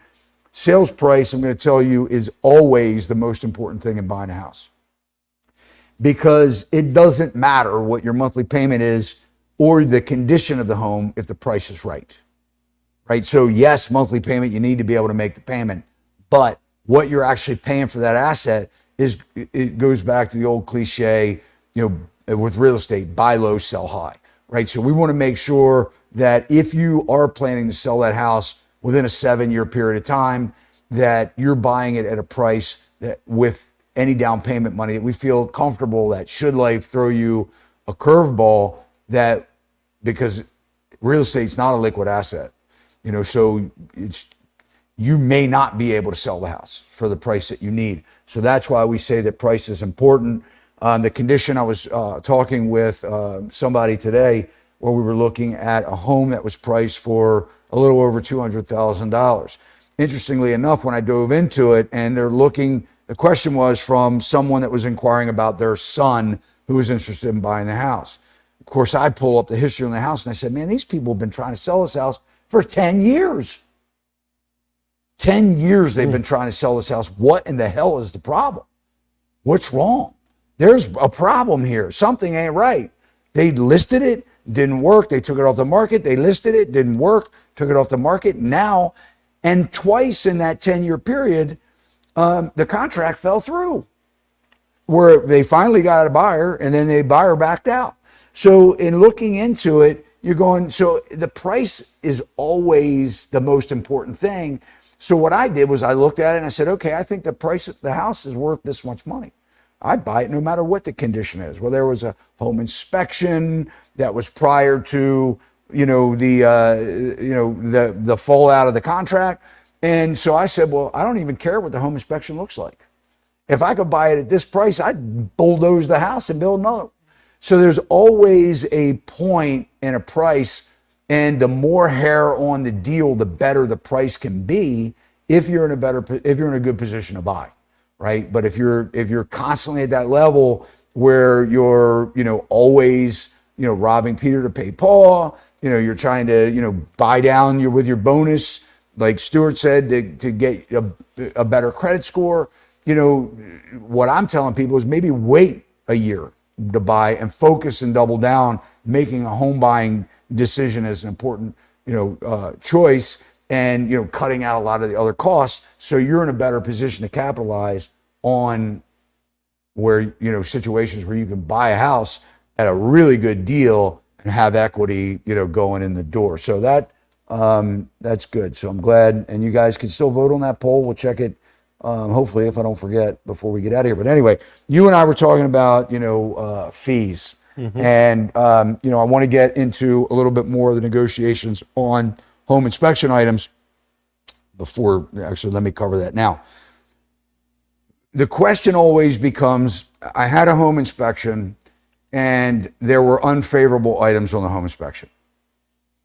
Well, the question always becomes, do I want the seller to pay for it, or do I want to pay for it myself and get the money, the credit? I like that. I like that one better. As a contractor, as somebody that understands, I want to put the control. I want to be in control. Now, as so long as they're not lender required repairs, right? Because if you can't get the loan before these repairs are done, then you're kind of screwed. You got to do the minimum amount. But when I'm in a situation, what I want to tell you guys is that, and not to get you bloodthirsty, but when you have a situation where you have tied this house up on the market, and sellers may not like to hear this, but the seller listed the house for too much money. They're being woken up by the reality that this is not 2 years ago, and that things are changing. And I don't care what happens to interest rates. Interest rates have come down and sales haven't gone up. We are not seeing an instant correlation between lower rates and more sales. You walked in the door saying it's slower than you can imagine, or that that you've seen, and scary, freakishly slow. So this is buyers, gear up, right? Because they're going to be sellers. We're seeing sellers that need to sell. Inventory's rising. So this is where you want to start getting thirsty for this. So now you see a house that was overpriced. It's going through these price reductions. The time in the market's there, and you see something in that property maybe that somebody else hasn't seen because they're not looking at it through the right lens. It checks the boxes with the location. You like the neighborhood. You like the neighbors. By the way, look over the fences as much as you can because you're stuck with your neighbor. Now we want to get to the home inspection, right?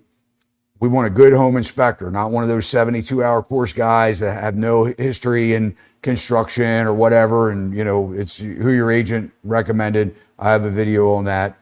Went over like a lead balloon in the home inspection, world. Home inspectors were, sending me all kinds of love letters. But the fact of the matter is yes, it's a low barrier to entry to get into home inspection, just like it is to be a real estate agent. It's a low barrier to entry, so your guards have to be up. But so now we get to the home inspection. This is the golden opportunity for you guys to save your money. You've tied the house up, it's off the market. If you get a 10-day or 14-day inspection and you can run it all the way out to those, days on the market, you're all the while you're preparing for your home purchase. But strategically now you're looking at these houses, you have to dive in. You want a good inspector who's going to pick this place apart. I know, sellers don't like to hear it, but let's think about it. You're stuck. You buy this house, you're stuck. You want to tell the listing agent, I want furniture moved away from outlets. I want, I don't want things blockaded and covered up because a home inspector is not allowed to move anything. So while you're there looking at the house, you might say there's big sectional furniture. I want that slid away from the wall. So you may come to the seller and say, look, I want, we're doing our inspection. We want some things moved. You got a refrigerator in front of the trap door. That refrigerator has to get moved. You got a crawl space that has a screwed in panel. Take those screws out. We want to get in the crawl space. You have to be prepared for going in and looking at this house and making sure that you're not buying yourself a money pit, right? Now is where we dig in. What's going on with the house?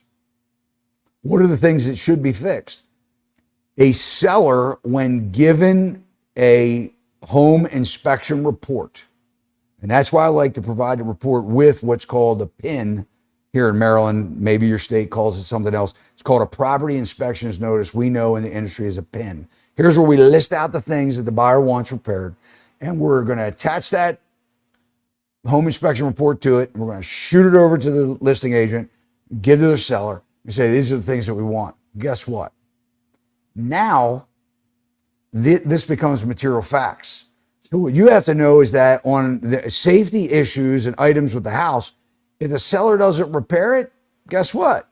They got to disclose it to the next guy. So we're already in the advantage to where we're saying, hey guys, we found these items out for you. Too bad you didn't know about them before, but hello, here they are. Now a smart buyer's agent has to remind that listing agent, hey, when they look at it and they go, there's no way in hell that the seller's going to do it. Well, before you go sticking your foot in your mouth there, listing agent, let's just talk about things. Let's remember, these things have to be disclosed to the next buyer should this contract fall apart. And your seller's either going to have to fix them or disclose it. Now what I'm thinking is that we're going to try and put some numbers on these things and determine, do we want to check for you? Do you want to check as a buyer so that you can pick and choose when you're going to fix some of these items? Or do we want them to fix it, right? So you have to decide that. But I personally, and I have a tendency that I want the money because I can shop it. I know I'm not going to half-ass it. I'm not going to do things on the cheap just to, appease the inspection items. The other thing is, I think agents fail at this miserably, is they're not collecting the receipts that they should, making sure that the repairs are done by licensed contractors, and that's even being requested. And then really what we want to make sure is that we're re-inspecting that house before we go to settlement, because a lot of times you just go through the walkthrough, you go down through the list and say, oh yeah, that looks like it's done, or that looks like it's done, or whatever. Agent just wants to get to the settlement table, get done with you, and get their check and go down the road. Not all the times, but this is something to consider. But anyway, so these are the areas right now, guys, where you really need to double down and focus on, because so many buyers, so a list of them, I've seen reports anywhere from over 70%, as high as 74% from 2000 to 2022, that amount of buyers was showing remorse on their home purchase, because they didn't get a home inspection. And now they're just one thing after another, after another, after another. And, and they're just saying, if they were honest with their peers, Or if you really knew somebody that bought a house in the last couple of years and you asked them and they were honest with you, they may tell you that they wish they hadn't bought the house. So much so now we're seeing them calling us saying, hey, we now want to sell our house that we bought in 2022 at the top of the market. Can we get out? In a lot of cases, the answer is no, because they did a loan with no money down or, very little money down. So anyway, Stuart, you and I talked about the commissions lawsuit. And I think you had some questions for me. And so shoot. Yeah. So, and all of that information you just shared, I think it's wonderful that you're encouraging getting a home inspection. There was a period of time where if you didn't waive your inspections, you had zero shot. So the market shift, if there's a market shift going on, it's a good thing for everybody. The buyers now can do their due diligence, get a home inspection. People that aren't putting much money down and don't have a ton of money in reserves, if they don't know that it's going to cost them 10 grand to replace the HVAC unit next year, and they don't know that the roof is beyond its useful life, even though it looks okay, these are things that can come up. And next thing you know, it's like, where am I going to come up with the money to fix all these things? Because especially first-time buyers, they've been renting for years. They're not thinking about, we're homeowners, every year something comes up that costs 10 grand. It's just Murphy's Law every year. And that's probably, being friendly about it. So, well, you walked in the door telling me how in debt people are. Well, that's another thing, and that's another topic we can discuss. We'll talk about the NAR settlement, but yeah, consumer debt is rising. Defaults on auto loans are rising. Defaults on unsecured loans, meaning credit cards and things like that, are rising. So yeah, we're starting to see all of that. And these are, public statistics. So the NAR settlement. So as a lender, we've been through this before with changes that are brought about in our industry, and they're all good changes. They're all changes that help protect the consumer. This latest thing for the real estate agent, the realtor world, is just that. It's an attempt to protect the consumer, but buyer's agent commissions. So I'm curious of your perspective. I have my own perspective on it. How's that going to impact your value proposition when you're talking to a buyer and you have to explain to your buyer now, where maybe you didn't before, it was not as transparent as it's going to be. How do you explain to your buyer, hey, my fee is 2.5% or 3%, and you may have to pay that because the rules have changed? I think that's what you just said, and you may have to pay that, Stuart, is the key to what you're asking. One of the reasons why I feel that we're in this place, and because we have failed miserably as an industry in letting buyers know that their agents not free. And I think that's and I've heard it being said that, personally. And, or that, oh, don't worry, you don't pay the buyer's agent. You don't pay me. And I guess when it comes down technically the way it's been, that statement is kind of true, because the listing broker paid the buyer's broker. So when you're telling a buyer, you don't pay me, in a way that is true, but in a way it's not true. Because if the buyer doesn't buy the house, nobody's getting paid. And I think what happened was, and what really opened this up, I think, this transparency, was this last asset bubble run up with real estate. Because what was happening was the buyer feels, and they're right, that they did the work. And agents are going to be, whatever. There's exceptions to every rule, and I always say if the shoe doesn't fit, then don't put it on. But let's talk about the agent that didn't do anything. Let's talk about the agent that, didn't go to the showing the house. They were not the procuring cause. They didn't show the house. They didn't open the door. The buyer found the house on Zillow. at 2 o'clock in the morning while you were asleep.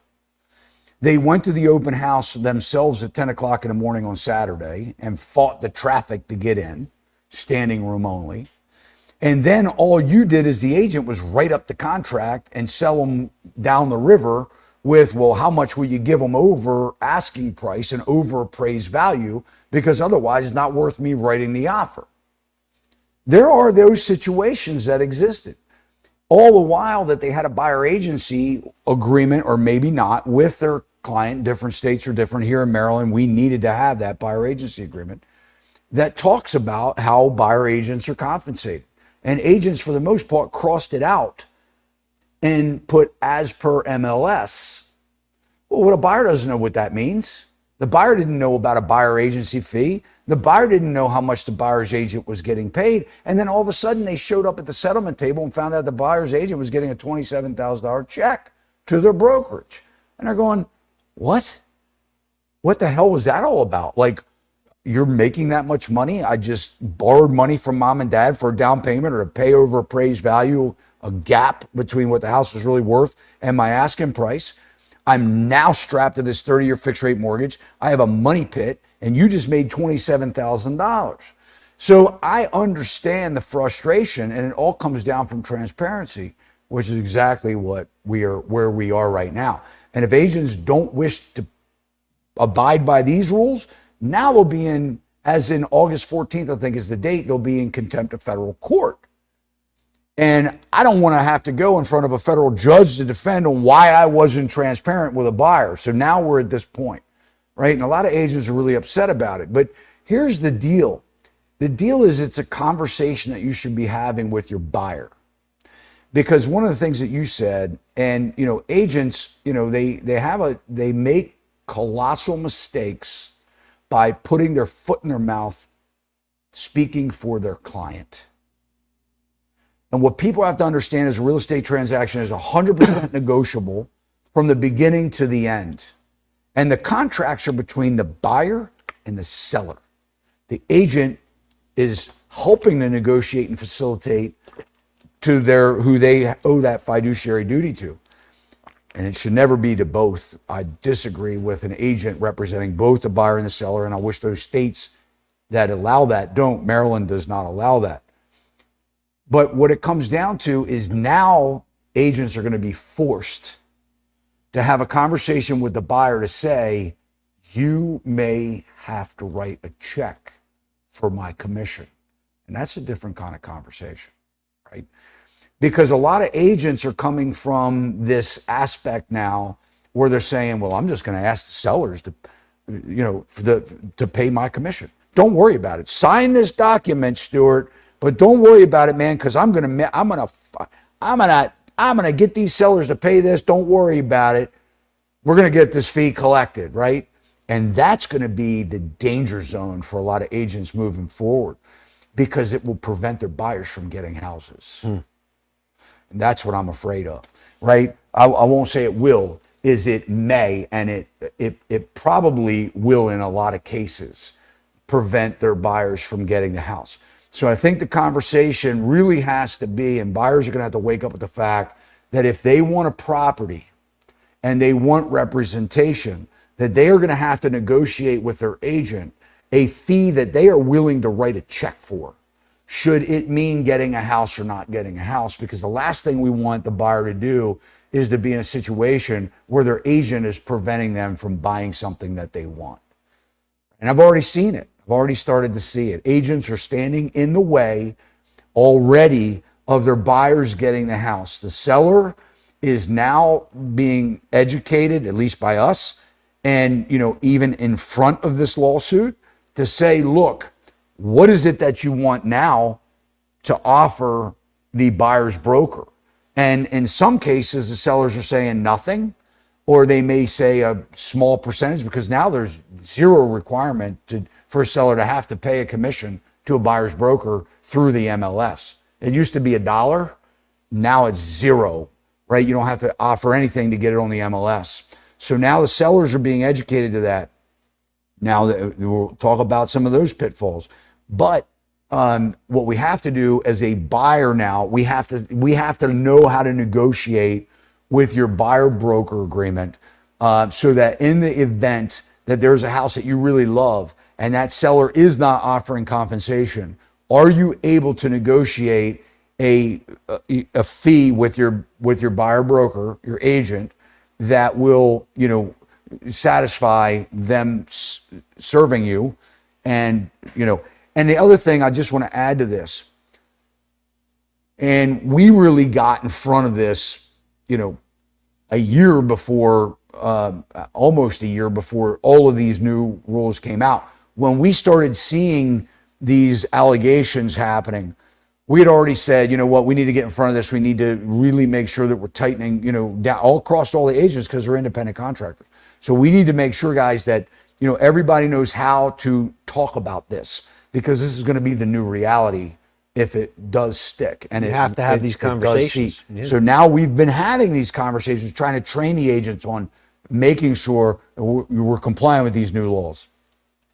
But the big thing is that where I think a lot of the allegations existed is, as a real estate agent, we really have a big influence in what house our buyers choose, especially if you're a salesman that's very persuasive, right? And there are a lot of those people out there. They're very persuasive.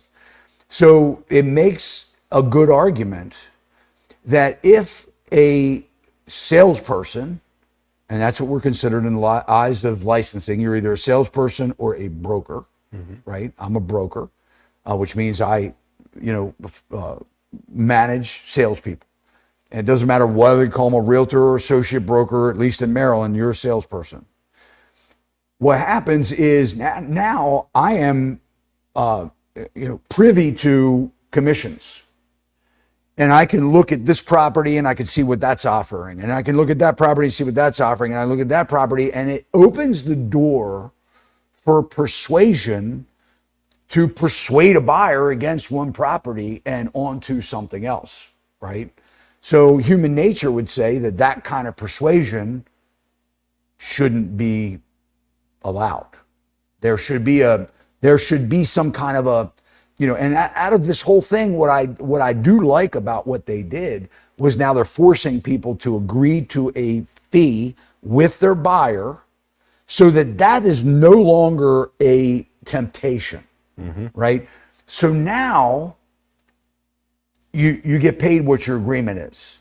And if there is an offering that's above that, well, then it's going to come down to how does that agreement deal with that, as to whether it goes to the buyer or whether it goes back to the seller. So a lot of these things we're going to find that's coming out. But this is a big avenue where buyers, I think it's going to make them more savvy and allow them to save money and be more prudent on who they select as agents. And I think that, brokers need to be prepared for this negotiation, I for this completely new, agree. Alert or transparency. And I think it's a good thing for our industry. I don't think it's a bad thing. I know a lot of agents are really upset about it. And, I think it's something where this is going to level the playing field, man. And it's going to get rid of a lot of people that shouldn't be in this industry. And if a buyer is better off or feels they're better off without representation, if they think they are, that's going to have to be a big consideration before they sign the dotted line, right? So I think that's the big thing as a buyer, that they're going to have to educate themselves. Do I need this agent? That is a fact that we have to deal with this at our brokerage. We have to have this conversation. Does that buyer need you? And they're going to decide. And so anyway, it'd be interesting. Yeah. Interesting to see. Well, you had said something to me about a conversation that you had with somebody, and why don't we just talk about that for a minute? Because that had to do with the listing side, the seller side. So I think in just talking with a lot of my realtor partners, I've been getting, insight from them on how they're approaching this impending change. And what I've heard from more of my realtor partners than not is that they want to be known as the realtor or the brokerage or the team that is willing to negotiate and offer the seller, the they're gonna advise their sellers, hey, you do want to offer to contribute towards or pay either a proportion of or all of the buyer's agent commission, because ultimately, right or wrong, it could be the difference between you getting 2 showings on your house and 25 showings on your house. If you're a hard line and you're saying we're not offering buyer agent commissions, and I will go to my grave because I'm in this industry, I get to see behind the scenes, I get to see how the sauce is made, and I know the value of a buyer's agent. And I know for most home buyers, they're not, licensed contractors. They're not people that have bought houses 20 times over. They're not expert negotiators on real estate and understand the nuances of the market, home inspection negotiations and things like that. A buyer's agent is extremely valuable and can make a huge difference in a home buyer's, decision-making, smart decision-making. So the listing agent that's... And let me just stop you right there and say I 100% agree, and I want to talk about why. Yeah. But go ahead with your... And that's the value. That's the value. A buyer's agent has to be able to confidently sell and provide that value proposition to their client. A third of the buyers are first-time buyers. Right, absolutely. So I'll go to my grave. When I bought my first house, I had a buyer's agent. I wound up finding a FSBO, a for sale by owner, after we looked at 40 houses. I was one of those guys. I wasn't in this business yet. I wasn't in this industry. I looked at 1 million townhomes. By the time we got done, I think my realtor was just like exhausted because he's like, just pick one. They're all the same. To me, they weren't, and then I found a FSBO. And fortunately, he was able to negotiate the commission with the sellers. They were great people. They understood, they appreciated the fact that there was a professional involved in this transaction. He wound up helping them as much as he helped me. He was a good, ethical guy. Back then, and Todd, you can relate to this, to get to settlement, if the sellers were supposed to scrub and clean the oven and they didn't do it, and it was going to jeopardize going to settlement, guess who went in there and scrubbed the agent? Yeah. That's what agents did. Yeah. Okay, I'm not saying they don't do that today, but there are some who haven't been in the business long enough, and they just, that's a foreign concept. That's what it's going to go back to, is you got to provide value, right? Yeah. Now, to your question, the listing agents, I think the smart ones like you are going to get ahead of this. They're going to have a strategy. They're going to know how to educate not just the buyers. The listing agents are going to know how to educate their sellers on the value, this is my opinion, of offering or being willing to the sellers, they're the decision maker, right? Offer buyer's agent commission. Yeah, and this is, it's interesting how this would be presented, but yes, one of the ways of a seller contribution or concession, opening up these new line items in the MLS, is that a seller can decide to offer a buyer broker compensation. At least my understanding of the law. We've been privied, we just had a sales meeting where we've been privy to the new Maryland forms. We're not allowed to use them yet. My guess is they're still tweaking them, but at least we're able to see the direction that this is going in. But I'm going to go one step further to give my opinion on the transaction and who is more important in the transaction. And, for years and years and years, this industry, and I've been in the business a long time. I mean, I've served as I've been in the housing market since 1989 in one aspect or another. That's a long time, man. And so I've seen a lot of things, a lot of consistencies, and a lot of change. But the question comes down, in years and years and years, there's been a saying in the real estate business, it's called list to last. So if you want to last, you need to be a listing agent. And there's something to say about a neighborhood expert, somebody that knows the neighborhood really, really well, right? And a lot of agents, I mean, if you're selling a house, you should be finding a neighborhood expert, just being transparent about it.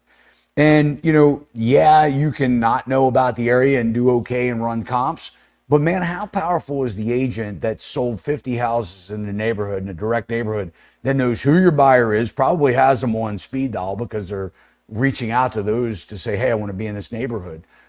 And, but they can tell you, like, you'll get this price for your house. They also know every detail, to your point, of like the 5 houses that just sold in the last 6 months.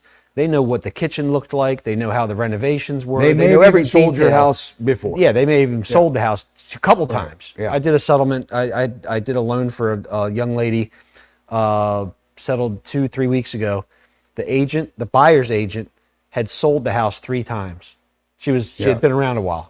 Well, she sold that house 3 times. You own a house, Stuart. Yeah. You own a house. Yeah.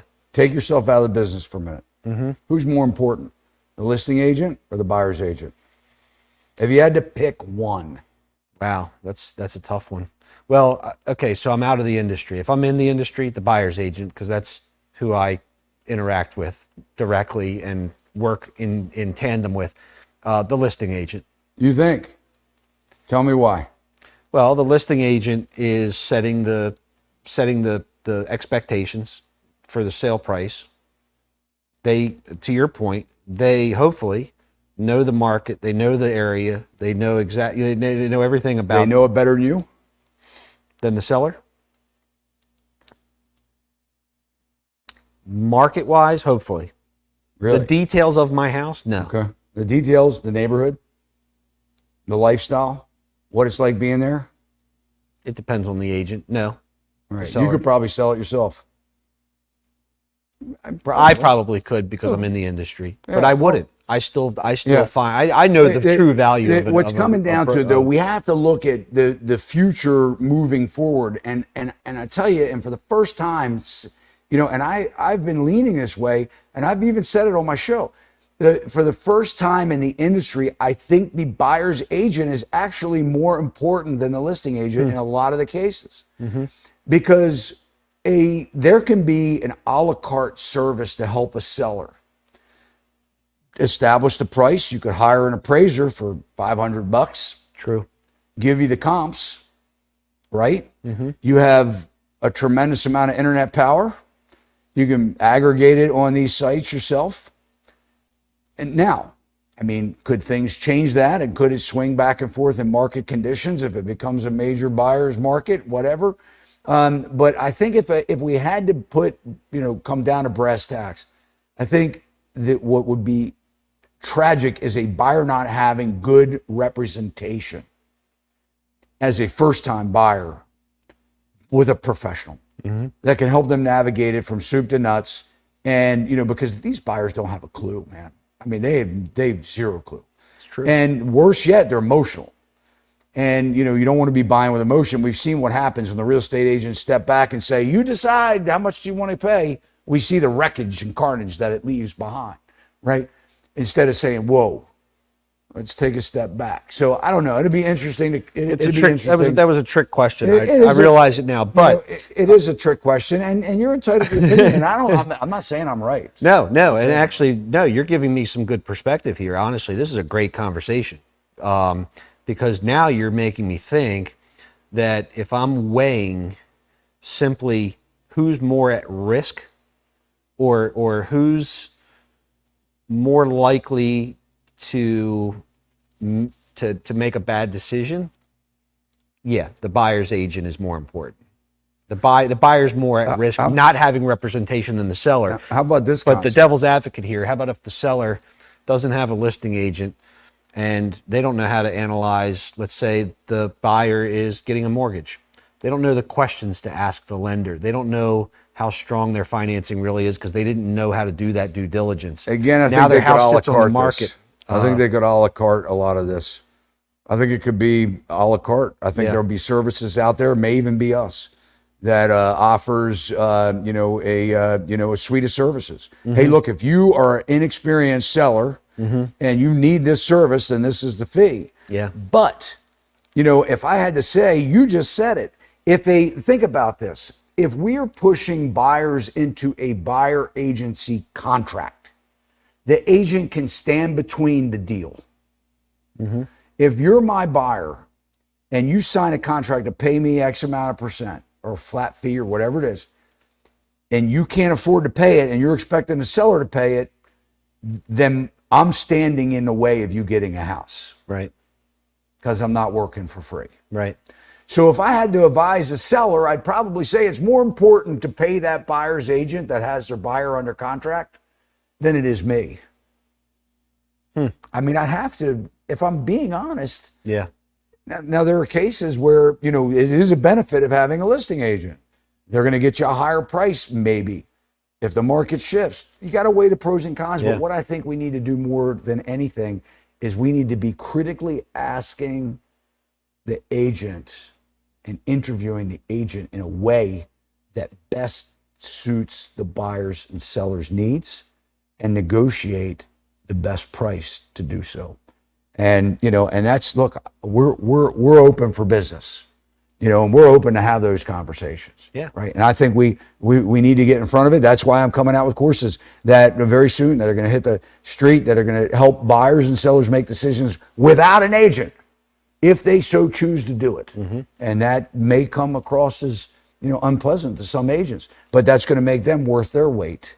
Right. And I think if one of the ways you're going to test the industry and test those realtors' skills is being able to know that your buyer or seller has these tools at their disposal, and can you sell a reason for being in the transaction? And I think that's what everybody needs right now. It's what the buyers need. It's what the sellers need. It's what the industry's calling for. We see the comments all over the place, and I can't wait to read them after this video. Well, you're talking about adapting to change as opposed to running scared and hoping things just work out. Yeah. So the bottom line is things change, whether we like it or not. Yep. My industry's changed, right? Yep. Online lending, right, has changed our business and forced us to be more transparent, to be actual advisors as opposed to just, picking up the phone and, here's our rate, blah, blah, blah, done.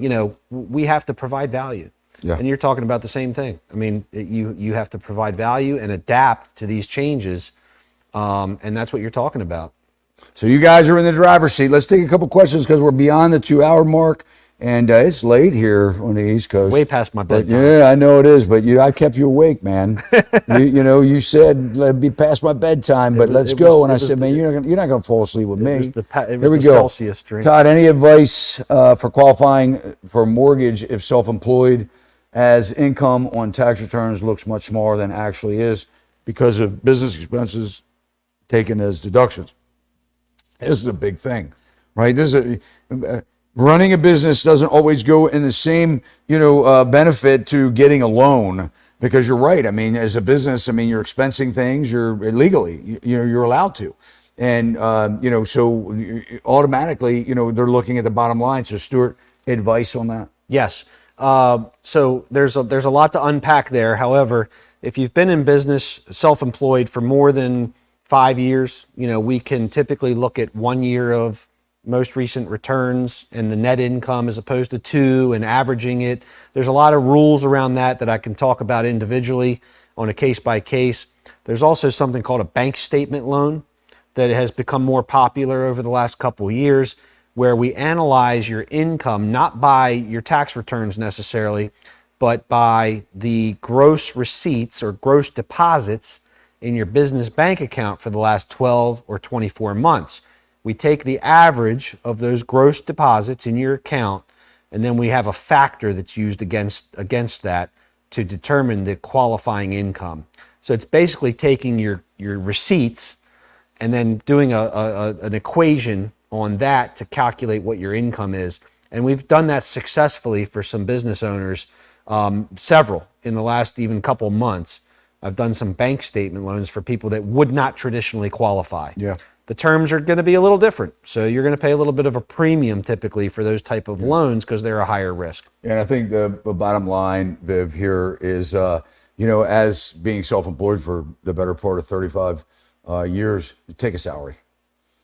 Yeah. I mean, it's, if your business is breaking even every single year, but you're making a salary that's consistent that you can show on a W-2. And I think that's a big thing that a lot of business owners don't do, is they're not taking a salary that equals what they would be worth or making if they were working for somebody else.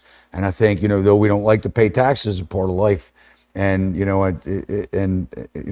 as we know, the government is our partner, whether you like it or not. So, all right, let's see. Any more, Joe, here? Does your company do manual underwriting for buyers without credit score or unusual circumstances? So we do have some programs, FHA programs, that will allow manual underwrite. It's not quite like it was 10, 15, well, yeah, more than 10 years ago, where we could take 12 months of your BG&E bills and use that as a credit line. But there are manual underwriting products. So yes. Gotcha. We can chat about that. All right. Good. And reach out to Stuart. I mean, he's a good guy. Obviously, you can see that, he's helped our clients, and we're happy that we can give him as a resource. And guys, we don't make any money on, there's no kickbacks. That's illegal. So if you hire him to do a loan, he's not, giving us a percentage of that. The reason real estate agents like good lenders is because they know we're going to get their clients to settlement on time and take care of them. And honestly, good business breeds more business. When we take care of our clients, they tend to refer their friends and family to us, and they know that we're going to take care of them like their friends and family. So that's really what this is all about. Exactly. Why do you need to ask seller's agent for permission to ask for a home inspection? That contingency should be part of the purchase offer. It is wrong to not inspect in 20. It was wrong to not inspect in 2021. This is a valid question. So don't get me wrong. I'm not asking for permission. It's called a conversation. I am testing the water. So if I call up a listing agent and I say, hey, my buyer's really interested in putting in an offer on the house. I would never expect them to have, buy a house without an inspection. Are your sellers cool with that? It's testing the water. Obviously I don't make the decisions for my buyers. They want to buy a house without a home inspection. I'm going to tell them I don't advise it, but if they want to do it, it's up to them, right? I don't make the decisions. I advise my buyers and my sellers, my professional opinion. That's what I'm allowed to do when I represent somebody, and what I'm commissioned to do. So, but I never, I don't. They make their own decisions. But it's the idea is to test the water. Hey, yeah, no problem. I think that's good. Well, now I feel even better about putting in the offer. If that listing agent comes back and says, we've had 3 offers and every one of those were turned down because they had a home inspection, I'm going to go, okay, well, there's something wrong. But it's giving me, it's a conversation. And what more and more agents need to realize is the conversation between a lot of people don't want to pick up the phone. I don't want an agent that only communicates by text and isn't going to test the waters or get the vibe, if you will, through asking a series of questions. I mean, call it interrogation if you want, but I'm asking questions. That's one of the things that I like to do best. If you watch my podcast, I ask some questions, critical questions to our guests. A lot of times, I wouldn't get the information, the feedback, or the body language, or the vibe, or whatever, if I didn't do that. So when you're representing a buyer or a seller, you need to test the water. If I'm a listing agent and a buyer's agent presents their buyer's offer, and I know my seller's not comfortable with 1 or 2 of the things on there, what am I going to do? Before I go and scratch it or recommend scratching it up and kicking it back, if I have nothing else in the works, I need to call that buyer's agent and feel them out. Like, hey, look, if for some reason my seller isn't okay with these things, are we going to be able to get this deal done? At that point, they're going to say, well, hell no, man, this is like a doer. This is it. This is like a deal killer here. If they don't do that, it's a deal killer. I have a better feeling. Remember, that agent on the other side wants their commission check, right? And I'm not saying it's right or wrong, and then in the feedback, but it's nothing wrong with me asking the question. I can ask the question representing my buyer or my seller, and I can get a feel or a vibe. Now, it's up to us to discuss, my client and me, to whether they're bluffing or they're whatever, they're better negotiators than me. Probably not, but maybe. But anyway, so that's, that it's a valid question here. But it is got to do it. Your agent's not communicating, doesn't like to pick up the phone, doesn't like eyeball to eyeball conversations when it's necessary, when it's needed. I'm also one of those guys that say sometimes you just have to get the buyer and seller together. 99.9% of the time I'm saying, look, we don't want the buyer and seller to talk. And then there's that time when it's like, you know what? The buyer wants the house, the seller wants to sell. The agent on whatever, standing in between it. No, my buyer wants to meet the seller and talk about this, and let that agent say no. Their seller better be saying no, not the agent saying no, because remember, the deal's between the buyer and the seller. The agents are facilitating the deal or assisting in facilitating. What did, when I took a Brian Buffini course a long time ago, he said, what buyers and sellers typically want is fair and reasonable. And that's really, at the end of the day, everybody wants to be treated fairly, and reasonably. And they also... Don't be a jerk. We're all, in this place together, so we want to treat other people fair and reasonably, right? I like that. Yeah. All right, Joe, anything else that we need to cover here before we end this night? Nope, we're good to go. Okay, guys, we thank you so much, Stuart. Thanks, man. Love being here with you, Todd. Love it, man. Yeah, fun stuff. Yeah. Hopefully you guys pick up a couple nuggets, something that's worthwhile. If you think that you did, hit that thumbs up. It'll help the algorithms push this video out. All of Stuart's information is in the show notes below. If you want to reach out to him, I would encourage you to do that. And guys, we thank you so much for spending your Tuesday nights with us. If you're not subscribed to the channel, what are you waiting for? Hit that alert bell, every time we upload content just like this. We'll see you next time.